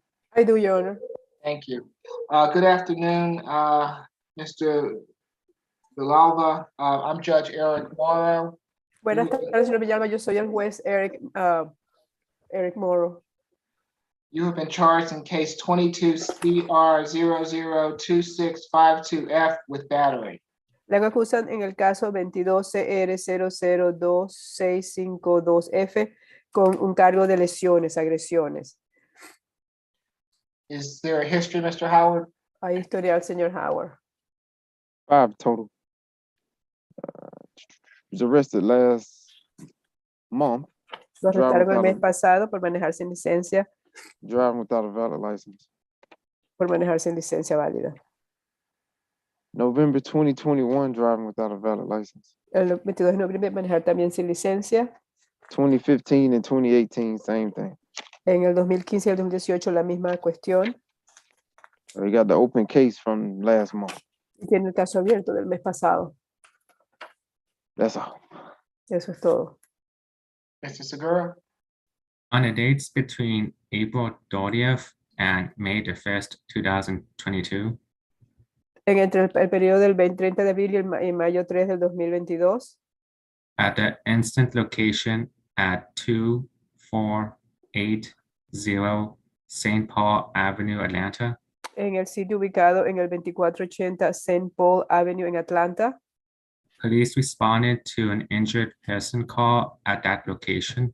la policía respondió a una llamada que se hizo a esa ubicación.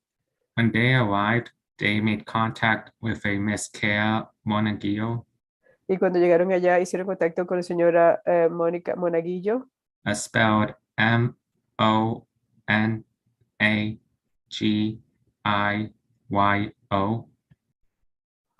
who Monaguyo, who told the police that her mom, que le dijo a la policía que su mamá, Miss Maria Socorro, la señorita María Socorro, last name spelled S-A-C-O-R-R-O, S-A-C-O-R-R-O, El apellido se deletrea Sacorro. got into a physical dispute with the boyfriend, the defendant. Y se tuvieron una disputa física contra ella y el novio, que el novio es el acusado. When police talked to Mr. Cotto, La policía habló con la señora Socorro. she told him that defendant got frustrated and upset Ella les dijo que el acusado se frustró y estaba de mal humor because the defendant thought that she was cheating on him. porque el acusado pensaba que ella le estaba siendo infiel a él. Mr. Cotto said that someone called her, I'm sorry, Ms. Socorro said what? that someone called her on the phone, Oh, señorita Socorro dijo que alguien le había llamado en el teléfono. and she went to talk. Ella fue a hablar And when she came back, the defendant began to question her. y cuando ella regresó, el acusado empezó a hacerle preguntas, a interrogarla. He got angry, Él se enojó and she told him to leave. And at that point, she ran inside of a trailer to get away from him. y ella le dijo que se fuera. En ese momento ella salió corriendo y se metió adentro de un tráiler. The trailer is on the same property as the residence where she lives. El trailer está en el mismo sitio donde la residencia donde ella vive. And she said when she was in the trailer, Ella dice cuando ella estaba en el trailer, the defendant pushed the glass window with both his hands el acusado empujó el cristal de la ventana con sus dos manos and broke the glass to the entry door. y rompió el vidrio de la puerta de entrar. When the defendant made it inside, Cuando el acusado se pudo entrar, he punched her on the right cheek with a closed fist. y él le dio un puño en la parte derecha, en el pómulo derecho, And which caused minor swelling on her cheek. lo que causó que se le hinchara un poco el pómulo, el cachete. And she also sustained minor scratches to her right wrist from the glass being broken. Y también tiene raspaduras en la muñeca derecha debido al vidrio que se estaba roto. And Ms. Cotto said that after the defendant punched her, Y la señora Socorro dice que después que el acusado le pegó, he got on top of her, holding her hands down with both his hands. se le montó encima y le agarró las manos y se las bajó, las dos manos de ella. And at that point, she bit him in defense to get him off her. She what? I'm sorry, can you repeat it? She bit him on his right forearm in defense to get him off her. Entonces ella lo mordió en el antebrazo derecho de él para poder quitárselo de encima. And after the police talked to the defendant, Después que la policía habló con el acusado, he said the same story. él dijo la misma historia. The state is recommending La fiscalía está recomendando a $5,000 surety bond una fianza de $5,000 with the conditions of con las siguientes condiciones. no alcohol, drugs, and weapons, No puede ingerir bebidas alcohólicas, ni drogas, ni tener armas. one-day anger awareness class, Un día, una clase de un día de control del temperamento. stay away from the 2480 St. Paul Avenue address, Y mantenerse alejado de la dirección del 2480 de St. Paul, avenida de St. Paul. and no further contact with Maria Socorro and Kay Monagallo. Y tampoco puede tener más contacto con María Socorro ni Kay Monaguillo. Argumentations are based on these facts, Los alegatos se basan en estos hechos. and we want to focus on Queremos concentrarnos en that the defendant and the victim are in a relationship, que el acusado y la víctima tienen una relación. and all this originated from him getting frustrated because he questioned her. Que eso ocurrió porque él estaba frustrado y estaba interrogándola. We feel like that since this only happened yesterday, Esto solamente ocurrió ayer. there's not enough of a cooling off period. No hay suficiente periodo para haberse calmado. And so for the safety of Mr. Cotto, Por la seguridad de la señora Socorro, we're recommending this surety bond. estamos recomendando esta fianza de caución. Thank you. Gracias. Ms. Kim? Yes, Your Señorita Honor. Kim. Mr. Jose is 31 years old. El señor José tiene 31 años de edad. And he has been here in Georgia for more than 13 years. Ha estado aquí en Georgia por más de 13 años. And he has worked as construction worker for more than 6 years. Ha trabajado como en la construcción por más de 6 años. He has 8th grade education from Mexico. Él terminó el grado 8 de México, en la Escuela de México. And he does not have any drug or alcohol issues. No tiene problemas de drogas ni de alcohol.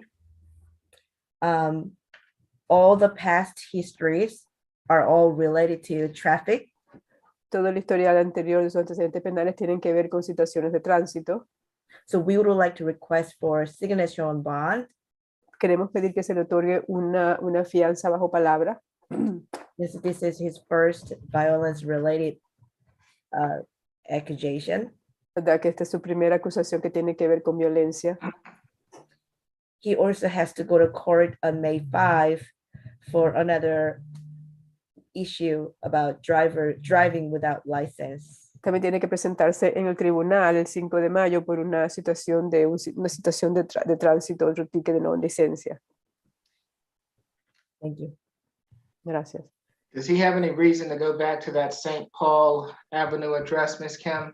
No, Your Honor. However, when I spoke to Mr. Jose, according to him, they had a conversation yesterday with Maria, the complaining witness. She's not afraid of him. She wants him to come back home. We tried to get her today at the Zoom hearing, but I guess it was a little too short notice. But she's not afraid of him anymore. Que él está preguntando que si usted tiene que regresar a la residencia donde ocurrió esto, y está diciendo la abogada que usted no tiene necesidad de regresar allá, que tratamos de comunicarnos con señorita María Socorro, le mandamos el Zoom ahorita, pero como fue de última hora parece que no se pudo comunicar, y que ella le había dicho a usted, porque usted habló con ella, de que ella no le tenía miedo a usted, que ella quería que usted regresara a la casa. Eso fue lo que dijo la abogada al juez. All right, it's going to be a $3,000 signature bond through the jail. Va a ser una fianza de fianza bajo palabra de $3,000. No further contact with Maria Socorro. No puede tener más contacto con María Socorro. Stay away from the St. Paul Avenue address. Tiene que mantenerse alejado de la dirección de St. Paul, la avenida de St. Paul. And no drugs, alcohol, or weapons while out on bond. No puede ingerir ni drogas ni alcohol ni tener armas cuando esté bajo fianza. Thank you. Good luck to you, sir. Gracias. Buena suerte, señor. Thank you, Madam Interpreter. We appreciate your help this afternoon. You're welcome. May I be excused, Your Honor? Yes, hold on. He has a question. Tiene una pregunta. Okay. ¿Qué pregunta tiene? I strongly advise you to remain silent. You got signature bond, so you can go home. Le aconsejo que por favor no diga nada, que permanezca callado, sin decir nada. A usted se le otorgó una fianza bajo palabra, así que se puede ir para la casa hoy mismo, no tiene que pagar nada. Simplemente que se compromete a seguir todo lo que le manden a hacer y presentarse cuando le diga que tenga que venir. Es lo que le está diciendo su abogada, que le recomienda que no diga nada. Not 2480 South St. Paul, but somewhere else. I'm sorry, what? Not the one 2480. He cannot go there, but Okay. he can go out of the jail. Okay. Usted puede salir de la cárcel, va a salir de la cárcel, pero no puede ir a la dirección de 2480 St. Paul Avenue. ¿Entendió? Okay. Yeah. Okay. Okay. Thank you, Your Honor. Thank you. All right. Who do we have? Judge, we can go back to position number 17, please. Okay. Ms. Kim? Yes, Your Honor. Before we realized this was the co-defendant, Mr. Marshall. Yes. We had already, and I think that you had already heard the facts on this also, because of the co-defender case. The state had recommended, and correct me if I'm wrong, Ms. Webb, $1,500 for the affray, $3,000 for the battery, marijuana was null pros, and $2,000 for the public drunk. Is that right, Ms. Webb? Yes, Your Honor, that is correct, totaling $6,500 surety. Okay.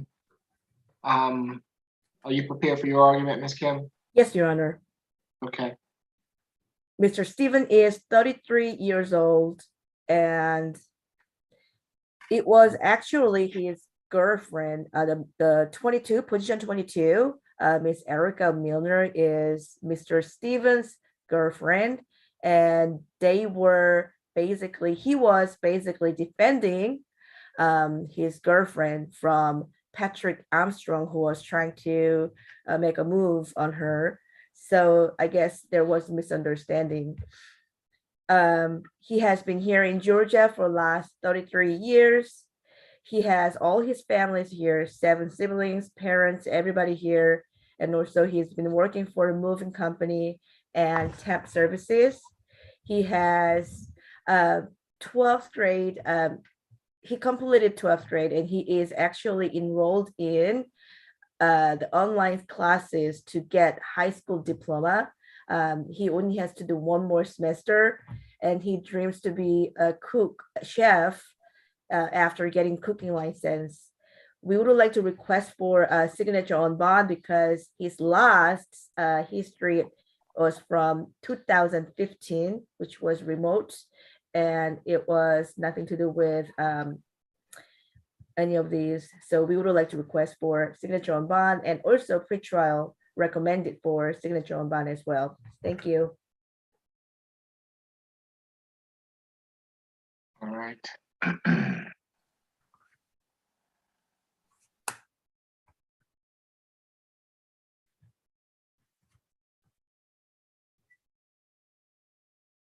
Anything further, Ms. Webb? Nothing further, Your Honor. State would just like to reiterate the facts were stated earlier that the defendant does have those previous FTAs from Fulton County, from DeKalb and Fulton County, as well as that previous probation violation, Your Honor. 2015.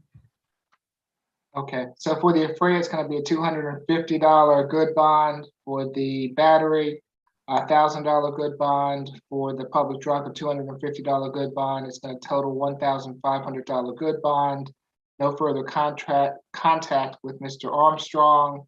Abide by any active MARTA suspensions, and no drugs, alcohol, or weapons while out on bond.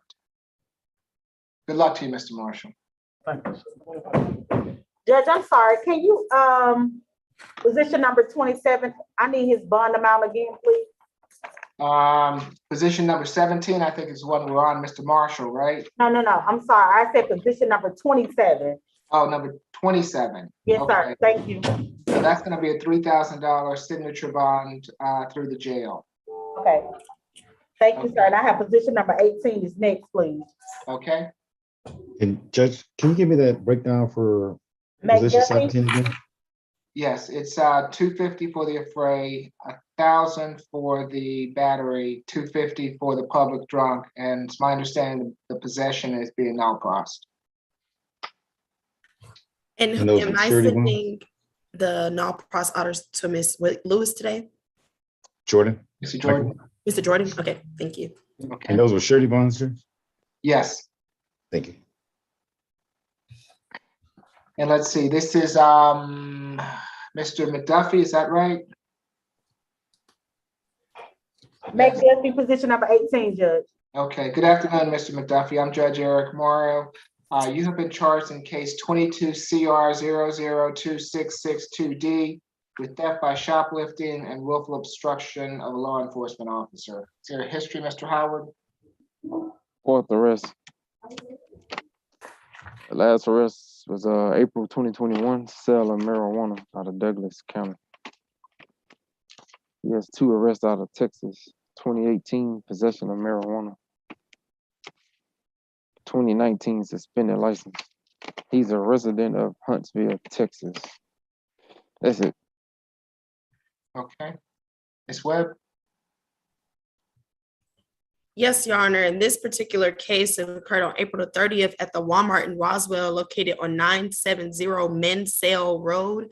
The defendant was found shoplifting at that Walmart and attempted to take 4 Skull Candy brand headphones and 1 Groove On brand headphones valued at approximately $107.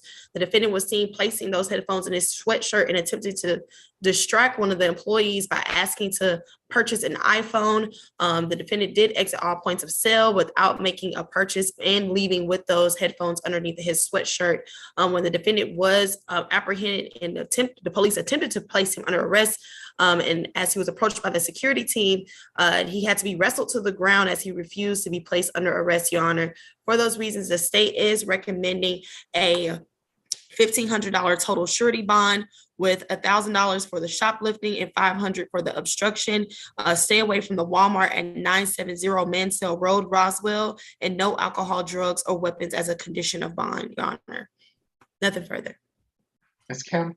Yes, Your Honor. McDuffie is 25 years old, and he has been here in Georgia about a month. He's visiting from Texas, and he is working as a bus technician at MARTA.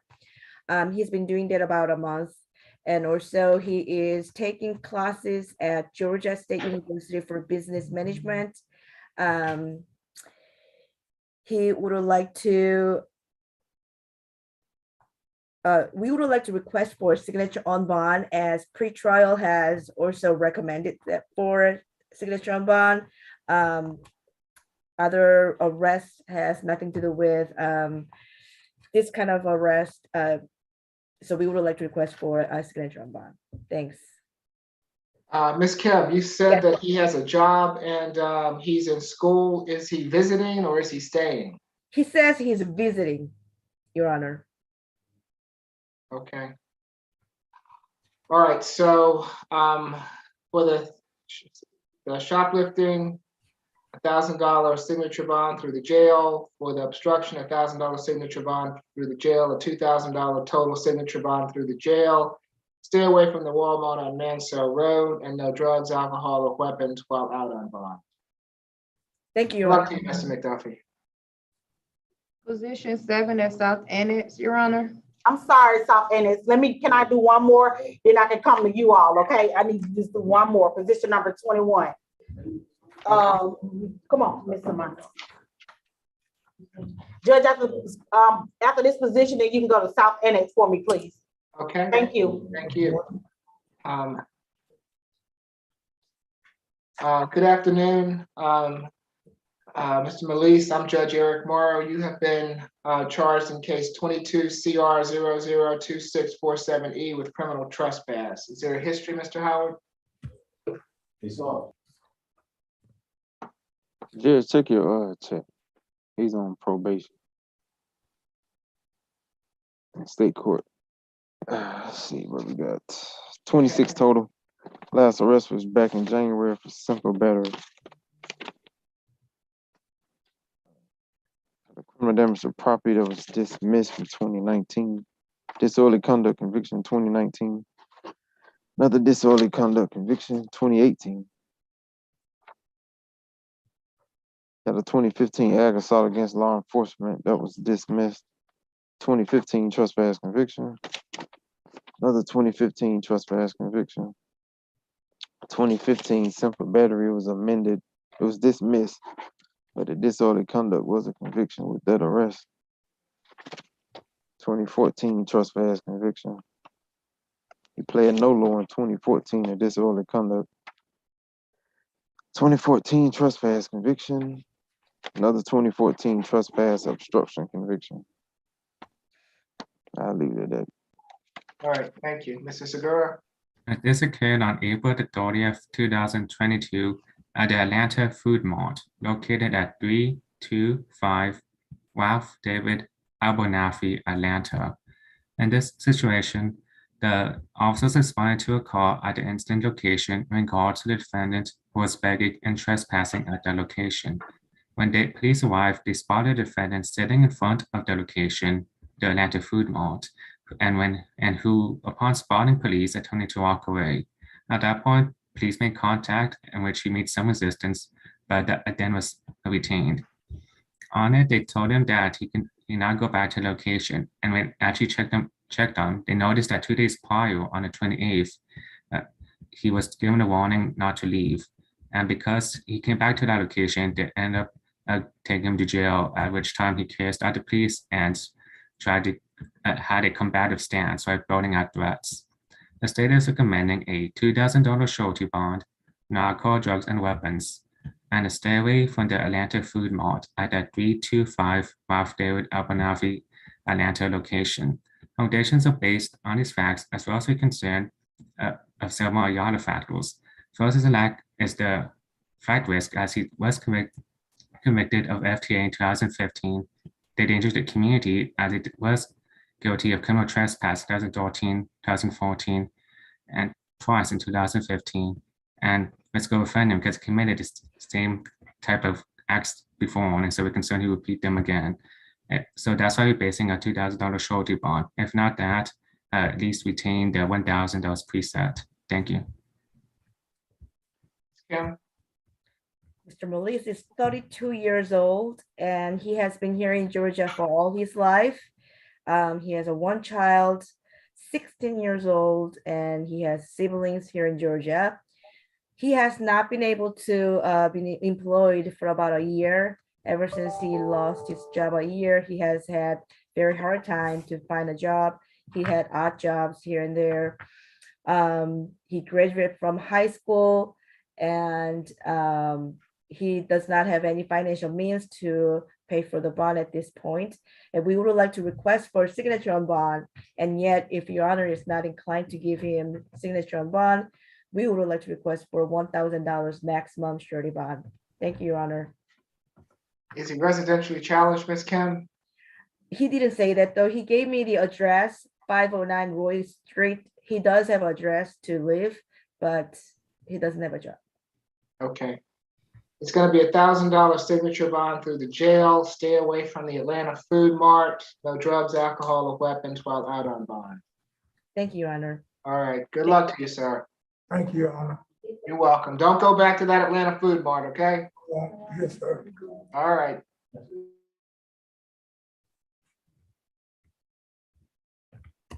All right, so we're going to the South Annex. Yes, Judge, thank you. Okay, thank you, Sergeant. We're ready for you, South Annex, whenever you're ready. Your Honor. Okay, who do we have? Ms. Hackney, Do we know what position? position 7. Okay, thank you. Good afternoon, Ms. Hackney. I'm Judge Eric Morrow. You have been charged in case 22 CR 002669J with criminal trespass and damage to property, disorderly conduct, property, pedestrian darting out into traffic, and disorderly conduct. Is there a history, Mr. Howard? 12 total. Last arrest 2019, probation violation out of Hall County. 2019, given false name conviction. 2019, probation out of DeKalb, obstruction, criminal trespass. 2018, probation violation, Hall County. 2018, trespass, NOLO. 2018, probation violation. Got first offender for obstruction in 2018. Got more criminal trespass, 2018, DeKalb, NOLO. Conviction from DeKalb in 2018 as well. That's it. Sorry. Yes, Your Honor. In this case, officers responded to Donald Lee Hollowell Parkway and Pierce Avenue in Atlanta regarding a vandalism call. Upon arrival, the officer spoke with the victim, whose name is Gregory George. He informed the officer that while he was driving on Donald Lee Hollowell, the defendant, who was walking on the sidewalk with a baby stroller, she stopped and threw a rock at his windshield, which caused it to break. The defendant then ran away while pushing a 4-month-old baby in a stroller. She attempted to cross the street while in traffic and while it was in motion. And once the defendant was in custody, she did utter racial slurs to the victim and the officers. As we've heard from pretrial, this defendant has multiple criminal trespass guilty convictions and obstruction conviction, 2018 and 2019 probation violation. The bond is currently set at $1,000 surety on the criminal damage charge and $1,500 on the disorderly conduct to property, $1,000 for pedestrian in the roadway and disorderly conduct, $1,500. We're asking to keep those bonds as set with conditions of no drugs, alcohol, or weapons while on bond. Nothing further. Ms. Gant? Thank you, Your Honor. Mr. Kaley Hackney is 22 years old. She has been in the Atlanta, Georgia area for 6 years. She has a 4-month-old daughter here. Your Honor, she is not receiving child support for her 4-year-old daughter. Ms. Hackney completed the 11th grade. She is unemployed at this time. She denies the allegations, and for these reasons, Your Honor, I am requesting a signature bond on Ms. Hackney's behalf, as she does not have the means to pay anything toward bond. And if Your Honor determines that she is ineligible for a signature bond, I would ask for a bond in total of no more than $1,000, and that would be $250 for each charge. Thank you, Your Honor. Okay, it's gonna be $250 per each charge, good bond, making it for a total of $1,000 good bond. No drugs, alcohol, or weapons while out on bond. Great. Thank you, Your Honor. Good luck to you, Ms. Hackney. Position 13, Your Honor. Okay.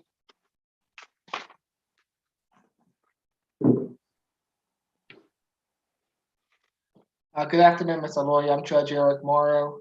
You have been charged in case 22 CR 0026661Y with simple battery in a public transit vehicle or station. Is there a history, Mr. Howard? Third arrest. Last was 2020 disorderly conduct. 2006 simple battery NOLO.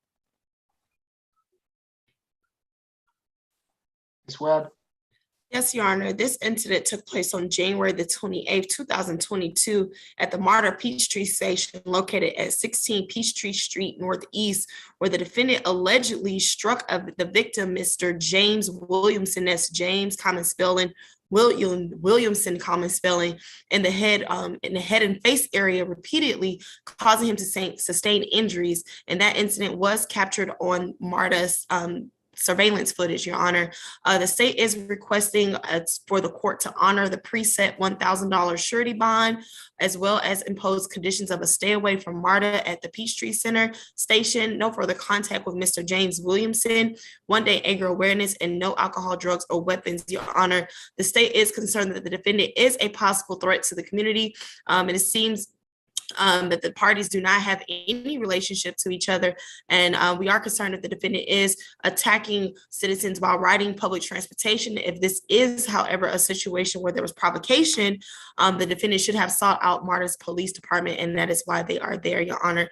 However, based on the footage that was reviewed and the reports received, that does not seem to be the case here, Your Honor. So for those reasons, we are requesting that $1,000 surety bond today. Nothing further. Thank you. Ms. McLeod? Yes, Your Honor. My client is a native of Atlanta. She is 43 years old, tells me she has 3 adult children. She has been on disability since 2013 for some mental issues that she has, Your Honor. And I think that is part of what precipitated the incident which happened, because she felt that she was being watched and videotaped by the gentleman in question. And this was what caused this incident to happen. Your Honor, my client does not have any significant criminal history. Also, she does have some issues, some mental issues, which in part were responsible for this incident that happened. Based on that, Your Honor, I would ask the court to seriously consider giving her a signature bond. She tells me that she's currently living with her mother because she needs someone to sort of keep an eye on her, Your Honor. So based on all of that, I would ask the court to consider giving her a signature bond. We are not opposed to the conditions of her staying away from MARTA, if that is necessary. And as the prosecution pointed out, this is a stranger. This is not someone that she knows. Okay. It's gonna be a $3,000 signature bond, through the jail. Abide by any active MARTA suspensions. No further contact with Mr. Williamson, and no drugs, alcohol, or weapons while out on bond. Thank you, Your Honor. Good luck to you, ma'am. That'll be all for South Annex, Your Honor. May we be excused? Oh, yes, thank you so much. We appreciate it. Thank you, sir. And we're going back to courtroom 2.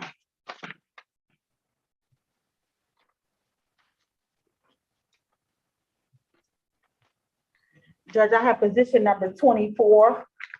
Next, please. Okay.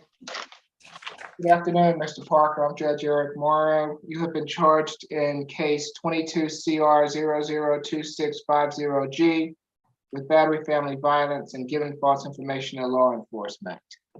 Is there a history, Mr. Howard? Yeah, check your chat. This is first arrest, but he's wanted out of Clayton County.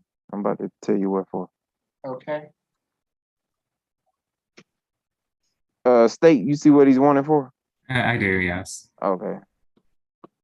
Who's his attorney? This is Jay Kim. I would like to keep it confidential so that So way. you know? Yes, All right, I do. All right. That's it, Judge. You can go. Okay. Anything else that I need to know about, Mr. Howard? No, this is first arrest. Okay. All right. Okay, Mr. Segura? This case is actually related to 25, so could we do that case afterwards also? Well, that's up to the jail, so we'll see if they will bring position 25 next, okay? Okay. This occurred on April the 29th, 2022 at the instant location of 996 Ashby Terrace, Atlanta.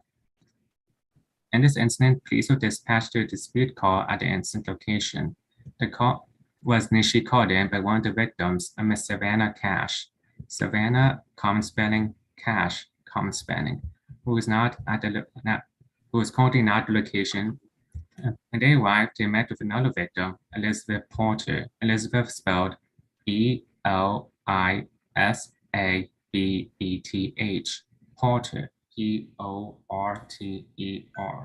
who had injuries to her hand and stated that she was feeling well because of some medical issue. After the police did a sweep in which they caught a third suspect, but they ended up catching 2 defendants who were on these positions. And these were detained. After they conducted an investigation, another police officer came on the scene, and as well as the initial caller, Miss Savannah Cash. She stated that her mom, Miss Porter, got into a physical altercation with her boyfriend, who actually is the defendant in the other case. But in this case, Miss Cash stated that after Miss Porter accused the defendant in 25 for cheating on her, they began physical, and when she began to push her and scratch her in visible marks. When Cash tried to intervene, her boyfriend, the defendant, attacked her by pushing her several times and punching her in the face, leaving physical marks on her face and arms. At this point, she ran from the location and got a bus ride to a different location to call the police. At this time, Ms. Cash also informed the police that they all lived in the same location and had been living there for 6 months. The state district, and at this point, when the police had detained the defendant, he gave the false name of Kevin Smith, and eventually found out his actual name. The state is recommending a $6,000 surety bond, $5,000 for the battery, and $1,000 for the false name, with the conditions of no alcohol, drugs, and weapons, 1-day anger awareness, a stay away from the 996 Ashby Terrace, Atlanta location, and no further contact with Savannah Cash. Allegations are based on these facts, as well as because of that outstanding warrant that we keep confidential, but we know of, and that's why we're concerned about giving him, we're concerned about giving him a signature, and that's why we want to have a surety. Alongside, we spoke with the victim, Ms. Cash, and said that she wants to have a stay away. Thank you. Yes, Mr. Parker is 17 years old, Your Honor, and he is currently going to Clayton County to get his GED. He has completed up to 11th grade. He only has one more to study for to get that GED degree. He's working part-time here and there, doing the side job, yard work and cleaning up, and mainly odd jobs to support himself. And he's going to online school part-time as well. He has to go twice a week.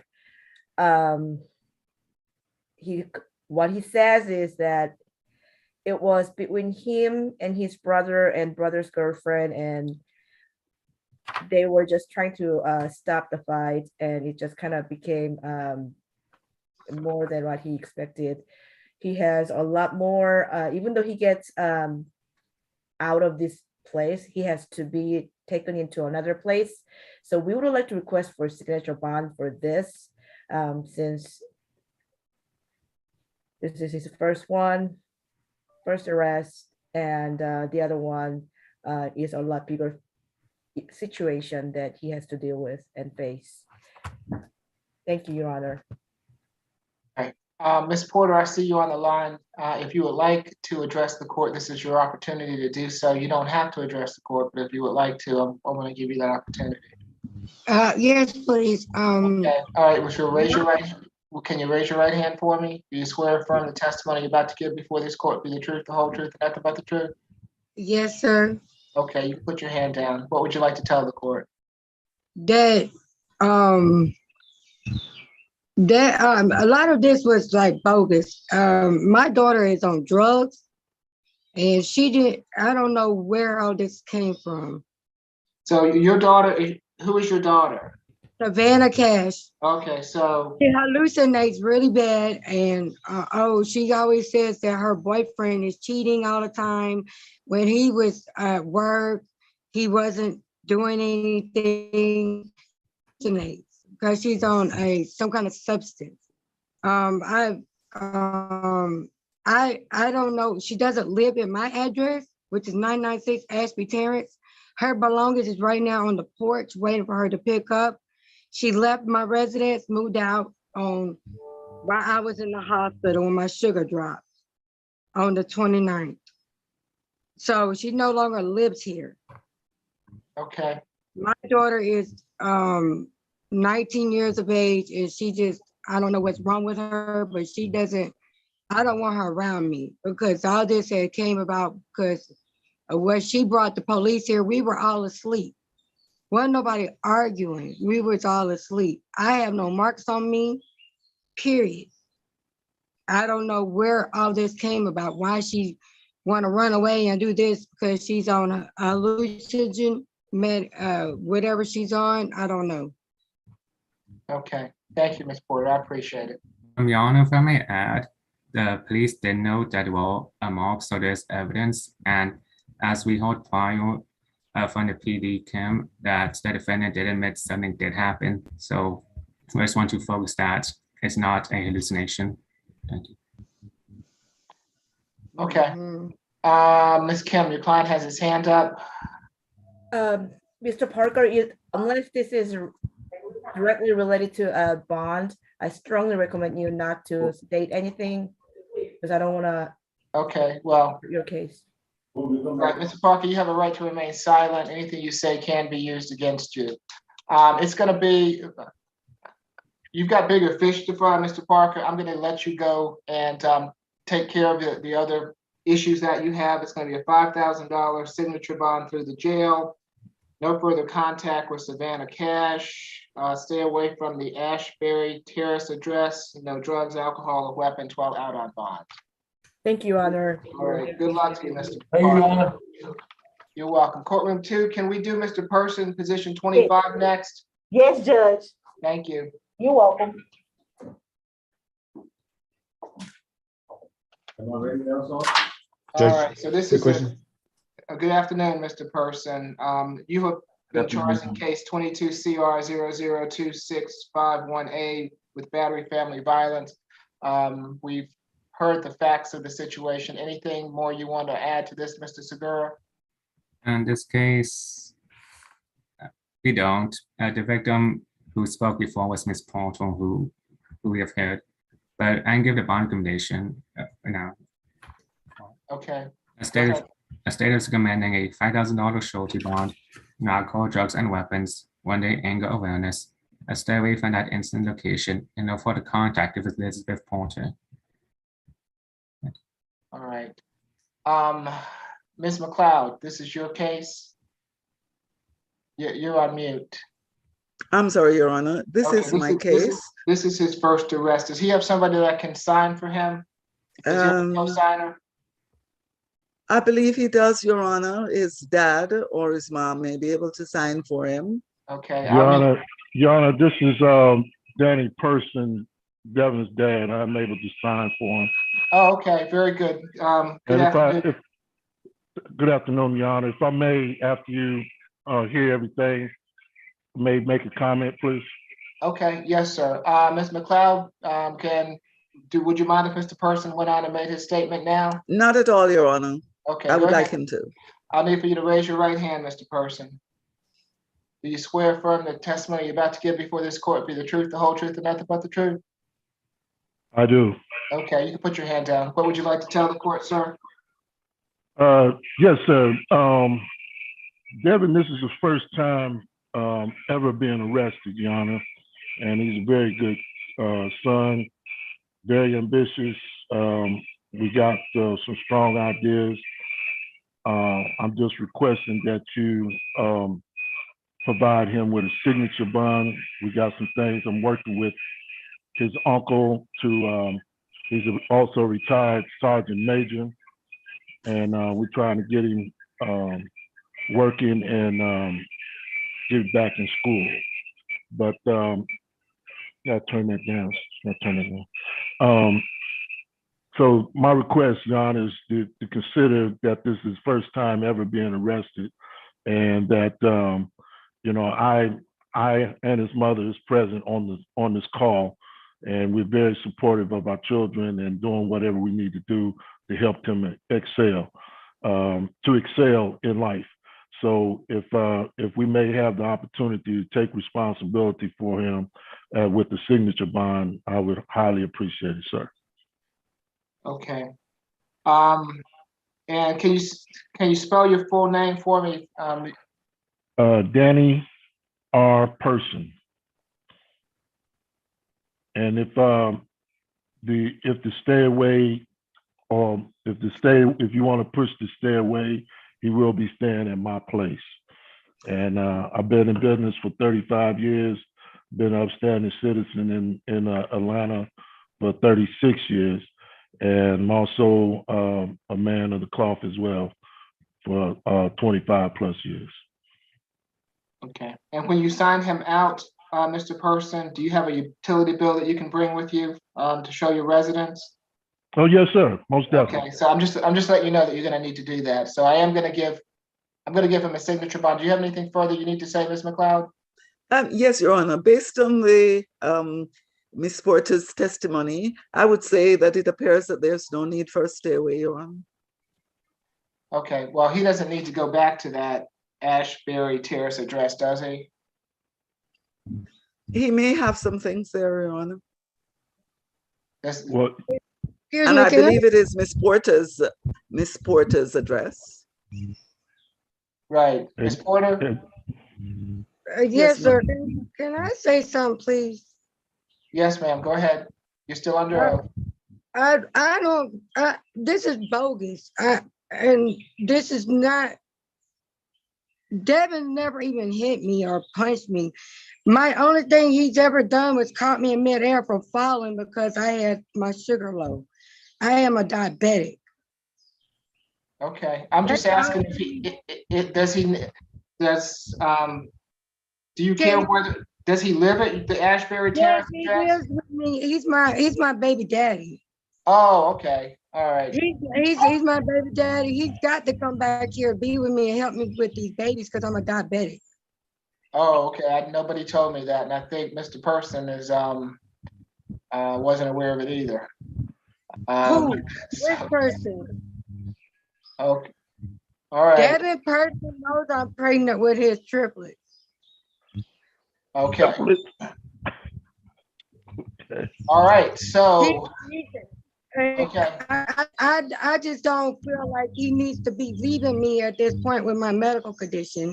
Okay. Since Yeah. Savannah I was unaware of that, Ms. Porter. Okay. So now that I'm aware of it, let's see. It's going to be a $3,000 signature bond through pretrial. Mr. Danny Person is going to be the co-signer. He's going to bring a utility bill with him. 1 day anger awareness. Let's see. No further violent contact with Elizabeth Porter. And then no drugs, alcohol, or weapons while on bond. Okay. Anything further Thank you. on Mr. Person? Your Honor. Yes. Is it, we have a family trip planned. Is that that's not gonna create a problem for that on bond, right? No, it shouldn't. He's getting a signature bond, so he just needs to make sure he shows up for his next court hearing where. He most definitely will, sir. Now this signature bond, all I have to do is show the bill and sign him out. That's correct, sir. Need a valid ID. All right, thank you, sir. Judge, you might want to put on the bond order can travel, just so it won't be no hiccup. Okay. Yeah, thank you. Thank you so fine. much. And can I say something? Is there, he could come back to my residence and be with me, right? yes, he can, Ms. Porter. Cause he's never even hit me. I don't even know why he's even incarcerated. Oh, okay, thank you. Good luck with your pregnancy, Ms. Porter. Let's see. I want to go back real quick to position 24 just to clarify on Mr. Parker. It was 4,000 for the battery and 1,000 for the giving false information. So it's going to be a total of a 5,000 SOB through the jail. Just so we're clear. All right. Who do we have next? Position number 23, Judge. Mr. Parker. Okay.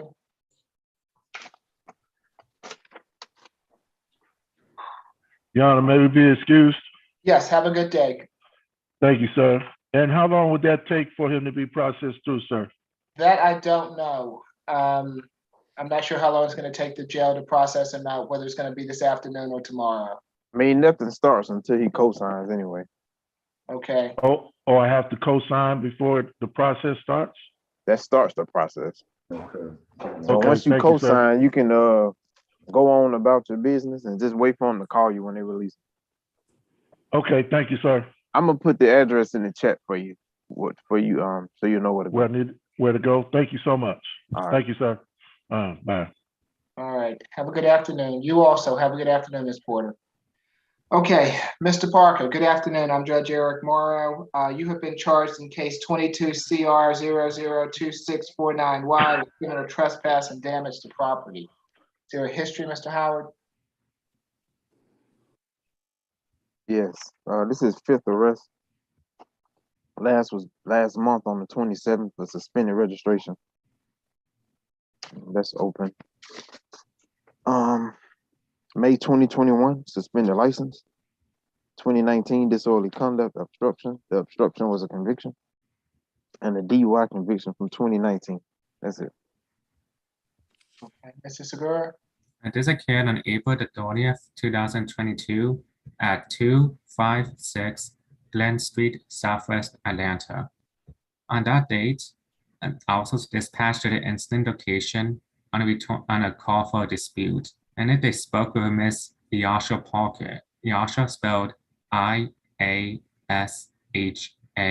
Parker, common spelling, who is the mother of the defendant, who stated how the son arrived at the residence earlier in the day and was banging the front door and windows demanding to enter into the area. Ms. Parker told the police that her son and the defendant placed several dents in the front door from the banging and kicking it, which the police did observe as well. She also stated that he once lived in the location, but at some point the mom kicked him out and Tom also refused to let him back inside. In it, the mom, Ayasha Parker, as well as his sister and his great uncle, Mr. Robert Jones, Robert common spelling, Jones common spelling, and the old roommates all stated that the defendant does not live in that house and was not welcome. It also several security videos that captured at the residence who shows the defendant banging on the door and window in a violent manner and continued to. Hold on, Mr. Segura, hold on a second for me. Mr. Parker, I see you there. Put your hand down and I will make sure that Ms. McLeod speaks with you and answers any question that you have, but you don't have to keep your hand up. I see that you're trying to get our attention, okay? I'm sorry, Mr. Segura, go ahead. He was banging on the door and windows in a violent manner and tried to force his way into the residence. At that point, the defendant, he tried to enter. Robert Jones said he attempted to stop the defendant from forcibly entering the home. He started to kind of push him back. When police came, they noticed that the defendant was the predominant aggressor, and so he was arrested. And noted that the people in that residence all believed they were in imminent danger. With state is recommending a $2,000 surety bond, alcohol, drugs, and weapons. Stay away from 256 Glen Street Southwest, and no further contact with Joshua Parker and Robert Jones. The conditions are based on these facts, as well as because we spoke to Ms. Joshua Parker earlier today, in which she stated that the defendant does not live at the residence and has not lived there for quite some time, as well as that Ms. Parker stated the defendant has not changed his address since he was 17, and has not done so even though he's not lived in that area. And Ms. Parker wants to have no contact in the stairway. Alongside, she's also filing a TPO, and I think she stated that she will be on Zoom today. Thank you. All right. Ms. McLeod? Yes, Your Honor. I was waiting for Ms. Parker to say something, Your Honor, because I gathered she wanted to say something. Okay. Good afternoon, Ms. Parker. If you would like to address the court, I'll need for you to raise your right hand for me. Do you swear or affirm the testimony you're about to give before this court will be the truth, the whole truth, and nothing but the truth? Yes, I do. Okay, you can put your hand down. Thank you, ma'am. What would you like to tell the court? My son doesn't live here. He haven't lived here since he was 17 years old. He has his ID with my address on it, and he has mail coming here. I've asked him over and over for years to change that. He will not for some reason. For this past month, for some reason, he's been coming here with all his stuff on the porch, calling the police on me, saying that I'm putting him out. He resigned at 5 Oak Drive. I've asked him to change his address and his ID off, my address off of his ID and license, and as well as changing his mail. I couldn't change his mail because it's against the law. I would have to sign for it, and I can't commit forgery. But I no longer want him using my address because he does not live here at all. Okay. And I take it you don't want him there? No, sir. Can I please speak? Please. Mr. Parker, you have a right to remain silent. Anything you say can be used against you, okay? Yes, sir. But all of it, can I speak? Thank you. We already let you speak, Mom, please. Mr. Parker, I just want to reiterate to you, you're represented by Ms. McLeod. I don't want to be represented by her. I want to represent myself. I made that very clear when I first got here, because she doesn't know the situation, and I watch how she's representing other people, and I'll represent myself better than anyone, because no one would defend me better than me. Okay. I called the police first. I called the police to her residence. My mom came and got me from a tow yard because I was being followed for weeks. I have the police reports and all of the documentation stating that I have been making police reports with the Atlanta Police Department for about 3 weeks, saying that I was being followed. She came and got me because the guy that was following me was the person who sold me a lemon. He sold me a lemon, and they were trying to retrieve the car before I was able to transfer the title over in my name. She came. Okay, all right, okay, hold on, Mr. Parker. Hold on for me. But the allegations of me coming there, putting all my stuff on her porch, saying that I stayed, that's a lie. She brought my stuff there. I was trying to go. I called the police because I was attacked by my uncle. They came, they served me with a police report stating that my uncle attacked me. And when I was trying to retrieve the rest of my things and leave, my mother had the only phone and source of communication for me to go. So I asked her, could she please give me my phone? The police told me if I got the phone and my watch out of her car, would I leave? And I told them yes. my mail with all of my documentation, my police reports for all 3 of the weeks that I've been coming there, saying that cars were following me, was at my sister's house, which is at 637 Pryor Street. I left 256, went to 637 Pryor Street to get my mail, and that's where I was detained, saying that I was criminally trespassing and destruction of property. The destruction of property happened when my uncle attacked me and punched me off of my feet, and which is why my arm is in a sling right now. I also have a knot in the back of my head. The EMTs also told that to the police. All right, thank you, Mr. Parker. Anything further, Ms. Parker? Your Honor, his arm probably in a sling from him beating on my door, beating on my window. He broke into my car. That's how I was awake at 3 o'clock in the morning. Me and my uncle, I heard the alarm going off. So when I went outside, he was inside of my vehicle. That's how his phone and whatever watch he said was inside my vehicle, because I literally had to pull him out of my car. I locked my door. As I was doing that, he tried to come in my house. My uncle only pushed him out the door. When my uncle pushed him out the door, he started swinging at my uncle. I literally had to push him out the door from swinging on my uncle. My uncle is 70 years old, sir. He went somewhere else and did that to his arm. We was right at my door. I also called the police then. Her car was, I said it, my mom was in Okay, for hold on, 24 hours, sir. Two of you will mute, please. Ms. Parker, I've heard it. I've heard enough. Thank you. What I want to do in this case, Ms. McLeod, is going to be a $2,000 good bond. I want a social worker to visit Mr. Parker. So I'm comfortable the next time I see him with going forward. Sir, can you please listen to me, sir? I do not have a job right now. Nobody's going to come and pay a $2,000 good bond. I've heard enough. Okay, so I want a social worker to go visit him, Ms. McLeod, okay? Yes, Your Honor. Thank you. It's gonna be a $2,000 good bond with a social worker visit. Stay away from the Glen Street address. No further contact with Ms. Parker or Mr. Jones, and no drugs, alcohol, or weapons while out on bond. We'll see him back on, if he does not get out of custody, I will see him back on May 17th regarding this matter. Okay? Thank you so much, Your Honor, because I'm afraid of him. Okay. The last Parker. criminal trespassing from the same address, he was trying to fight me then. I'm afraid of him, and I don't want him around me. Okay. I'm sorry to hear that, Ms. Parker. Thank you. You have a good afternoon.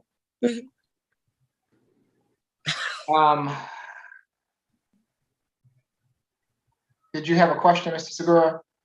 I don't. There was a comment that was asking for position 25 about the address to sign the bond. Oh, and okay. It wasn't shown as to what that meant. I already dealt with it. Okay, thank you. Thank you, Ms. McLeod. You're welcome. Sorry about that. Who do we have next? I guess they're dealing with him in courtroom 2, so.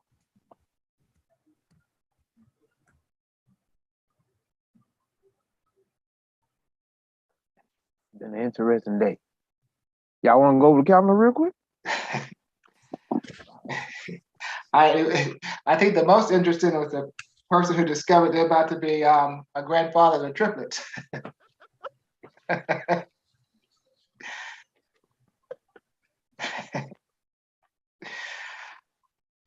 Let me see if they come back online anytime soon. I don't want to get halfway through going through the calendar and courtroom 2 comes back. We still have a number of people to go.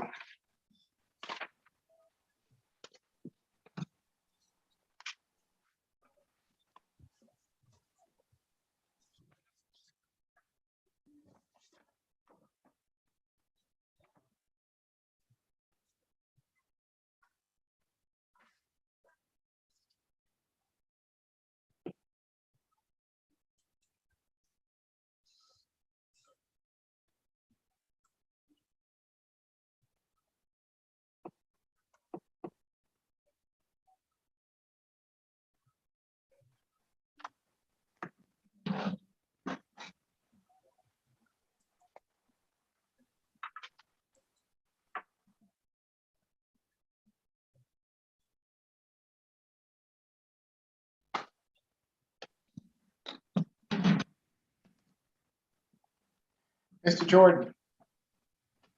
Since it appears that we do have a minute, they're not coming back on. Can we start going over the calendar if that's all right with everyone? If you're ready, if not, we can. Ready. Okay. Position 1, I have a $3,000 surety, and that's reset to the SAP calendar on 5/17/22. Position 2, I have a $2,000 surety, reset SAP. Position 3, I have a $3,000 sign-on bond jail. Position 4 is a $2,500 sign-on bond jail. Position 5 is a $1,000 surety, reset SAP. Position 6 is a $5,000 sign-on bond pretrial per judge.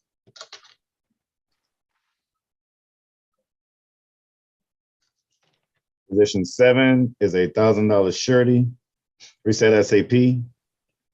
Position 8 is a $3,000 sign-on bond pretrial.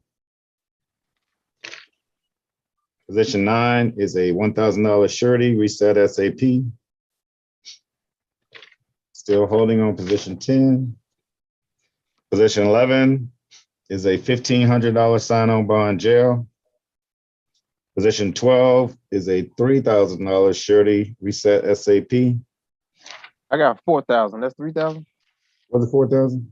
I got 1,000 for the cruelty and 2,000 for the battery. Okay. That's what everybody else got? I have 3 for the battery. Me too. Oh, was it 3 for the battery? too. Yes, okay. Yeah, the wrong is today, Judge.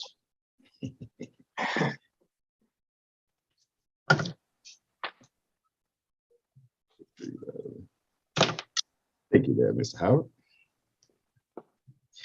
Okay, so position 12 is a $4,000 surety bond.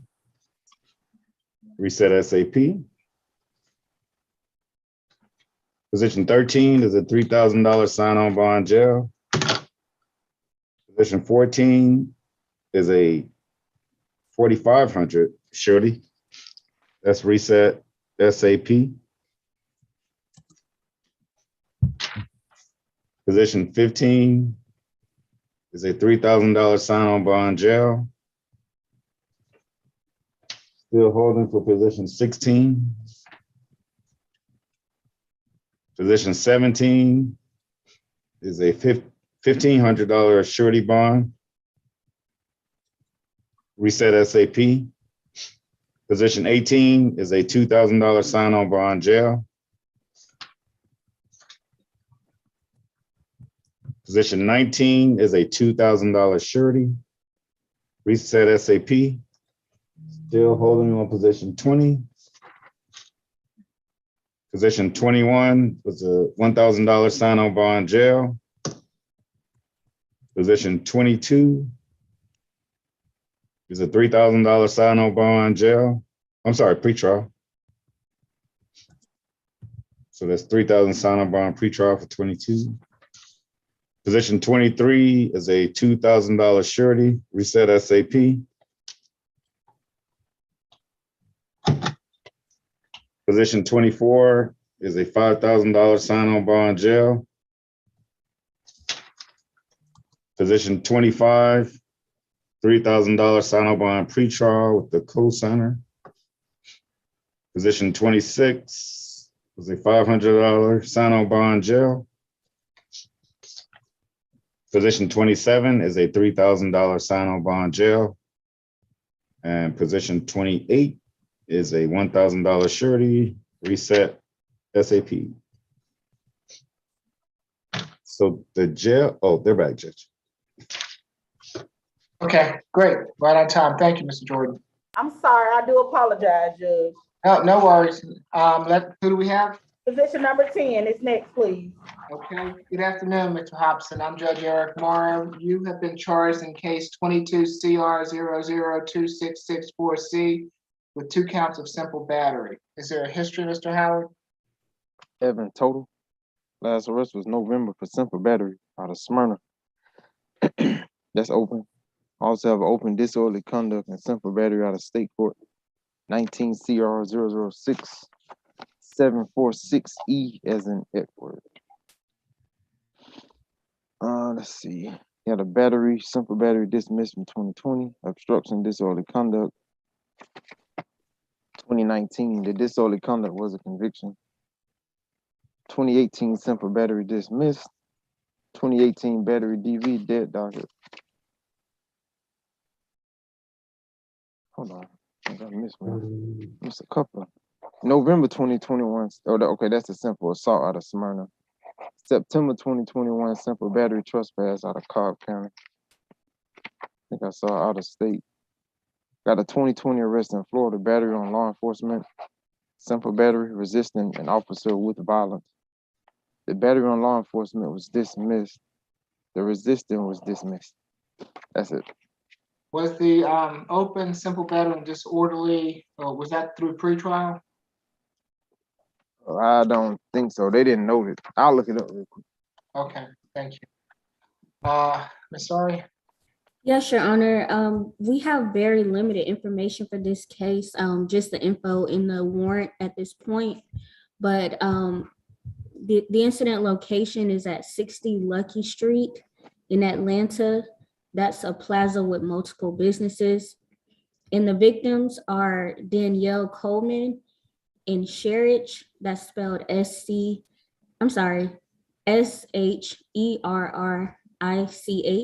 last name is Sharper, common spelling. The information that we have is that the defendant squirted the victims with ketchup and threw a bottle at them. He also threw salt shakers and cups at them. As we've heard from pretrial, this defendant does have multiple cases that are open in Cobb County. I have a simple assault from 8/10/21, and then another simple assault from 11/11/21, as well as a simple battery from 11/25/21. So that's 3 open cases and a criminal trespass that's also open in Cobb. The state is recommending a $1,000 surety on each charge due to his risk of reoffending, a stay away from the incident location, no contact with the victims, and no drugs, alcohol, or weapons while on bond. Nothing further. Is that Lucky Street address, is that a restaurant? It's a plaza with multiple restaurants, and we don't have which restaurant this happened at the moment. Okay, thank you. Ms. Gann, is this your case? Yes, Your Honor. Thank you. Mr. Carnell Hobson is 28 years old. He has been in the Atlanta area for most of his life. He has family here, including his mother and siblings. Your Honor, as I understand it, the 60 Lucky Street, this is a Jimmy John's restaurant. We are unopposed to any stay away orders there, Your Honor. Mr. Hobson completed college. He also is a junior at Georgia State studying sociology. He has been disabled since 2017, therefore he has very limited means to pay toward bond. He denies the allegations, Your Honor. He states that he was acting in self-defense. He states that the complaining witnesses were throwing objects at him and he responded in kind. We heard a lot about my client's many dismissals for battery, and certainly, Your Honor, he is presumed innocent in any open cases, including this one. Therefore, I am requesting a signature bond on Mr. Hobson's behalf. Again, we are unopposed to the stay away and the no contact orders. And if Your Honor determines that he is ineligible for a signature bond, I would recommend a bond in total of $1,000, and that would be $500 for each count. Thank you, Your Honor. Okay, so it'll be $500 for each count, good bond, makes it a total of $1,000 good bond. Stay away from the Lucky Street address, no further contact with Ms. Coleman or Ms. Sharper, and no drugs, alcohol, or weapons while out on bond. Good luck, Mr. Hobson. Thank you, Your Honor. Thank you, Your Your Honor. client has a question, Ms. Gant? Mr. Hobson, unless it's about your bond, I do advise you remain silent. I can give you a call at the court, in the courthouse. Would you like me to give you a call? Yeah, because I know it's hard to get in contact. Okay, all right, I'll give you a call. We'll talk about it, okay? Thank you so much. Sir, okay, all right. I'll give you a call. All right, who do we have next? Position number 16 is Nick.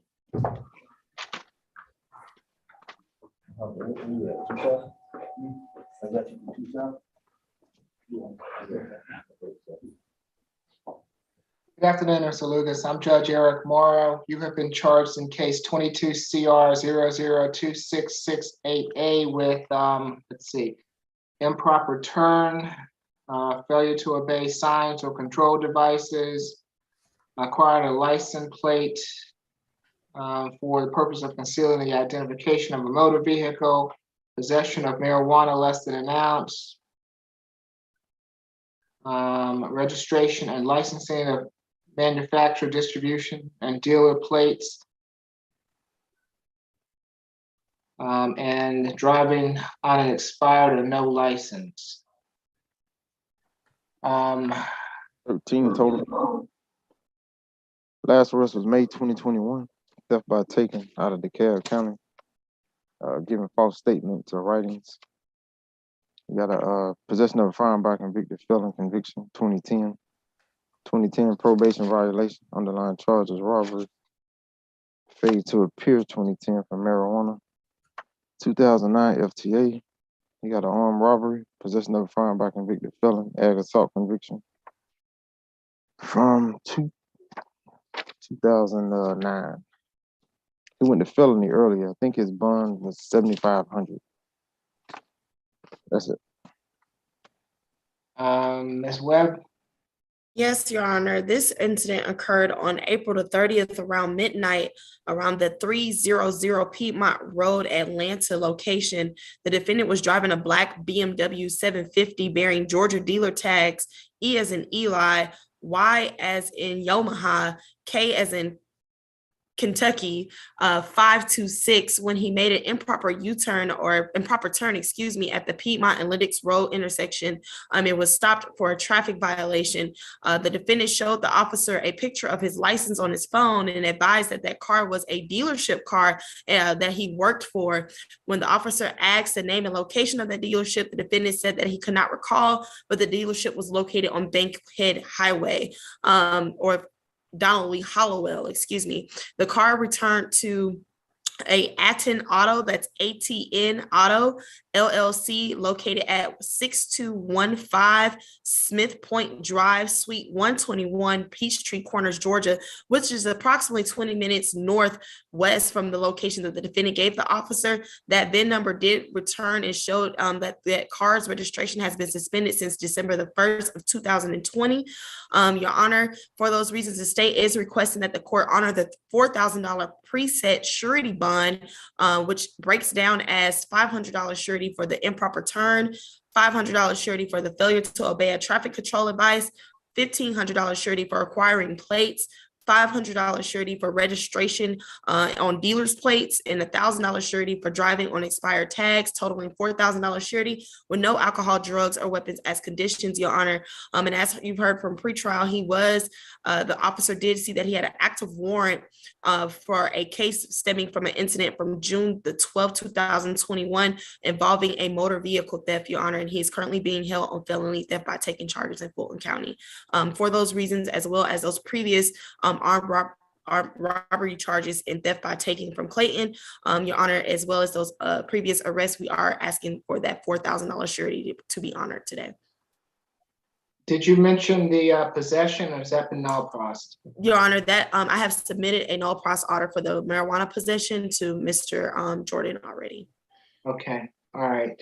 And Ms. Kim, this is your client? Yes, Your Honor. All right, so these are all traffic violations. I'm going to convert the surety bonds to signature bonds through the jail. Thank you. So did you all get the breakdown? Do you need the breakdown for that, Mr. Jordan, or did you get that when Ms. Webb was saying? I can place it in the chat if that'll make it easier for everyone. No, I can go over it. Improper turn, 500, failure to obey, 500, acquiring license, 1,500, registration, 500, and I think it was 1,000 for the no license plate. Is that right? Yes, it was 1,000 for the driving on expired tag. Oh, right, okay, and that makes a total of 4,000? Yes, Your Honor. Okay, so that's a $4,000 signature bond through the jail. no drugs, alcohol, or weapons while out on bond. Excuse me, Your Honor, my math is off. I forgot about the marijuana charge is actually $3,500 total signature bond. Right? Am I missing something? Oh, no, it's right. I was right the first time. I'm sorry. Right. So many. I'm sorry. That's all right. All right. I take it that you don't have a problem with that, Ms. Kim. No problem, Your Honor. Okay. All right. Good luck to you, Mr. Lucas. Thank you, Your Honor. You're welcome. Who do we have next? Judge, position number 20, please. All right. Good afternoon, Mr. McPherson. I'm Judge Eric Morrow. You have been charged in case 22 CR 002657E with obstruction of a law enforcement officer. Is there a history, Mr. Howard? 11 total. Last arrest was July 2021. Reckless conduct, sale of marijuana, possession or transport of a firearm by convicted felon, battery, criminal damage to property, second degree. He's on probation for possession of a firearm by convicted felon, 18 SC 163424. They gave him 5 years probation for that in 2019. The open criminal damage to property, second degree, 21 CP 201767. And the open marijuana with intent, possession of a firearm during a commission, possession of a firearm by a convicted felon, use of drug-related objects, reckless conduct, loitering a problem, that's open. 21 CP 201766. 2019 battery, family violence arrest. 2018 probation violation, underlying charge was simple battery. 2018 failure to appear, NOD. He got an ag assault from 2017. They gave him probation 2 months. It says reinstated. 2016 simple battery conviction. Okay, thank you, Mr. Howard. Ms. Webb? Yes, Your Honor. This incident, this arrest stems from an incident that took place on April the 30th. We do have limited information surrounding the facts of this case, but the incident location is cited as 3 Joseph E. Laurie Boulevard, Atlanta. It occurred around 12:30 a.m. on the 30th. Your Honor, the Atlanta Police Department were attempting to place the defendant in custody, and he attempted to run away. He was arrested on additional felony charges, including aggravated assault and firearm charges, Your Honor, which he is currently being prosecuted on. And as stated, we have very limited facts, Your Honor, but at this time we are asking the court to honor the preset surety bond at $3,500 with a stay away from that incident location and no alcohol, drugs, or weapons as a condition of bond. Okay, who's representing Mr. McPherson? I do, Your Honor. This is Jay Kim. Mr. McPherson actually says that there was no gun whatsoever. He did not have any gun, and he was very upset that he was getting these false allegations. Anyway, he is 22 years old, and he is currently residing with his 2-year-old daughter and a girlfriend. He has been here in Georgia for 22 years, and he has been working as a UPS coordinator for the last 2 years. He graduated from high school, and he is currently taking classes at Atlanta Metropolitan College, and he want to be electrical technician. That's as a in near future. And even though he had other cases from 2021, 2018, those were for self-defense, and he is presumed to be innocent until everything is resolved. We would like to request for signature on bond, even though he is on probation, since he was literally, there was no gun whatsoever. Thank you, Your Honor. Okay, it's going to be a $2,000 signature bond through the jail. Stay away from the Joseph E. Lowry Boulevard address, and no drugs, alcohol, or weapons while out on bond. Good luck to you, Mr. McPherson. Okay, courtroom 2, does that do it for us for today? Was it through the jail or through pretrial, Judge? It was through the jail. Through the jail, okay. Thank you. And we're completed here in courtroom 2, Judge. Excellent. Thank you all so much. All We right, will thank see you. See you tomorrow. All right, see you tomorrow. Okay, so we've gone through the calendar. Anything else we need to do this afternoon?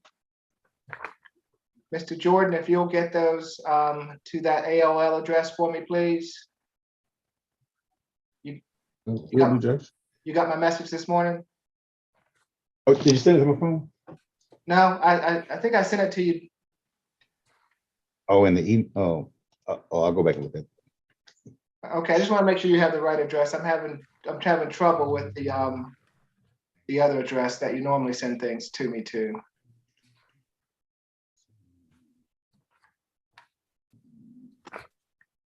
No, I don't think I got it. What's your email, Judge? I thought I did this morning. Let me, I'll just send you.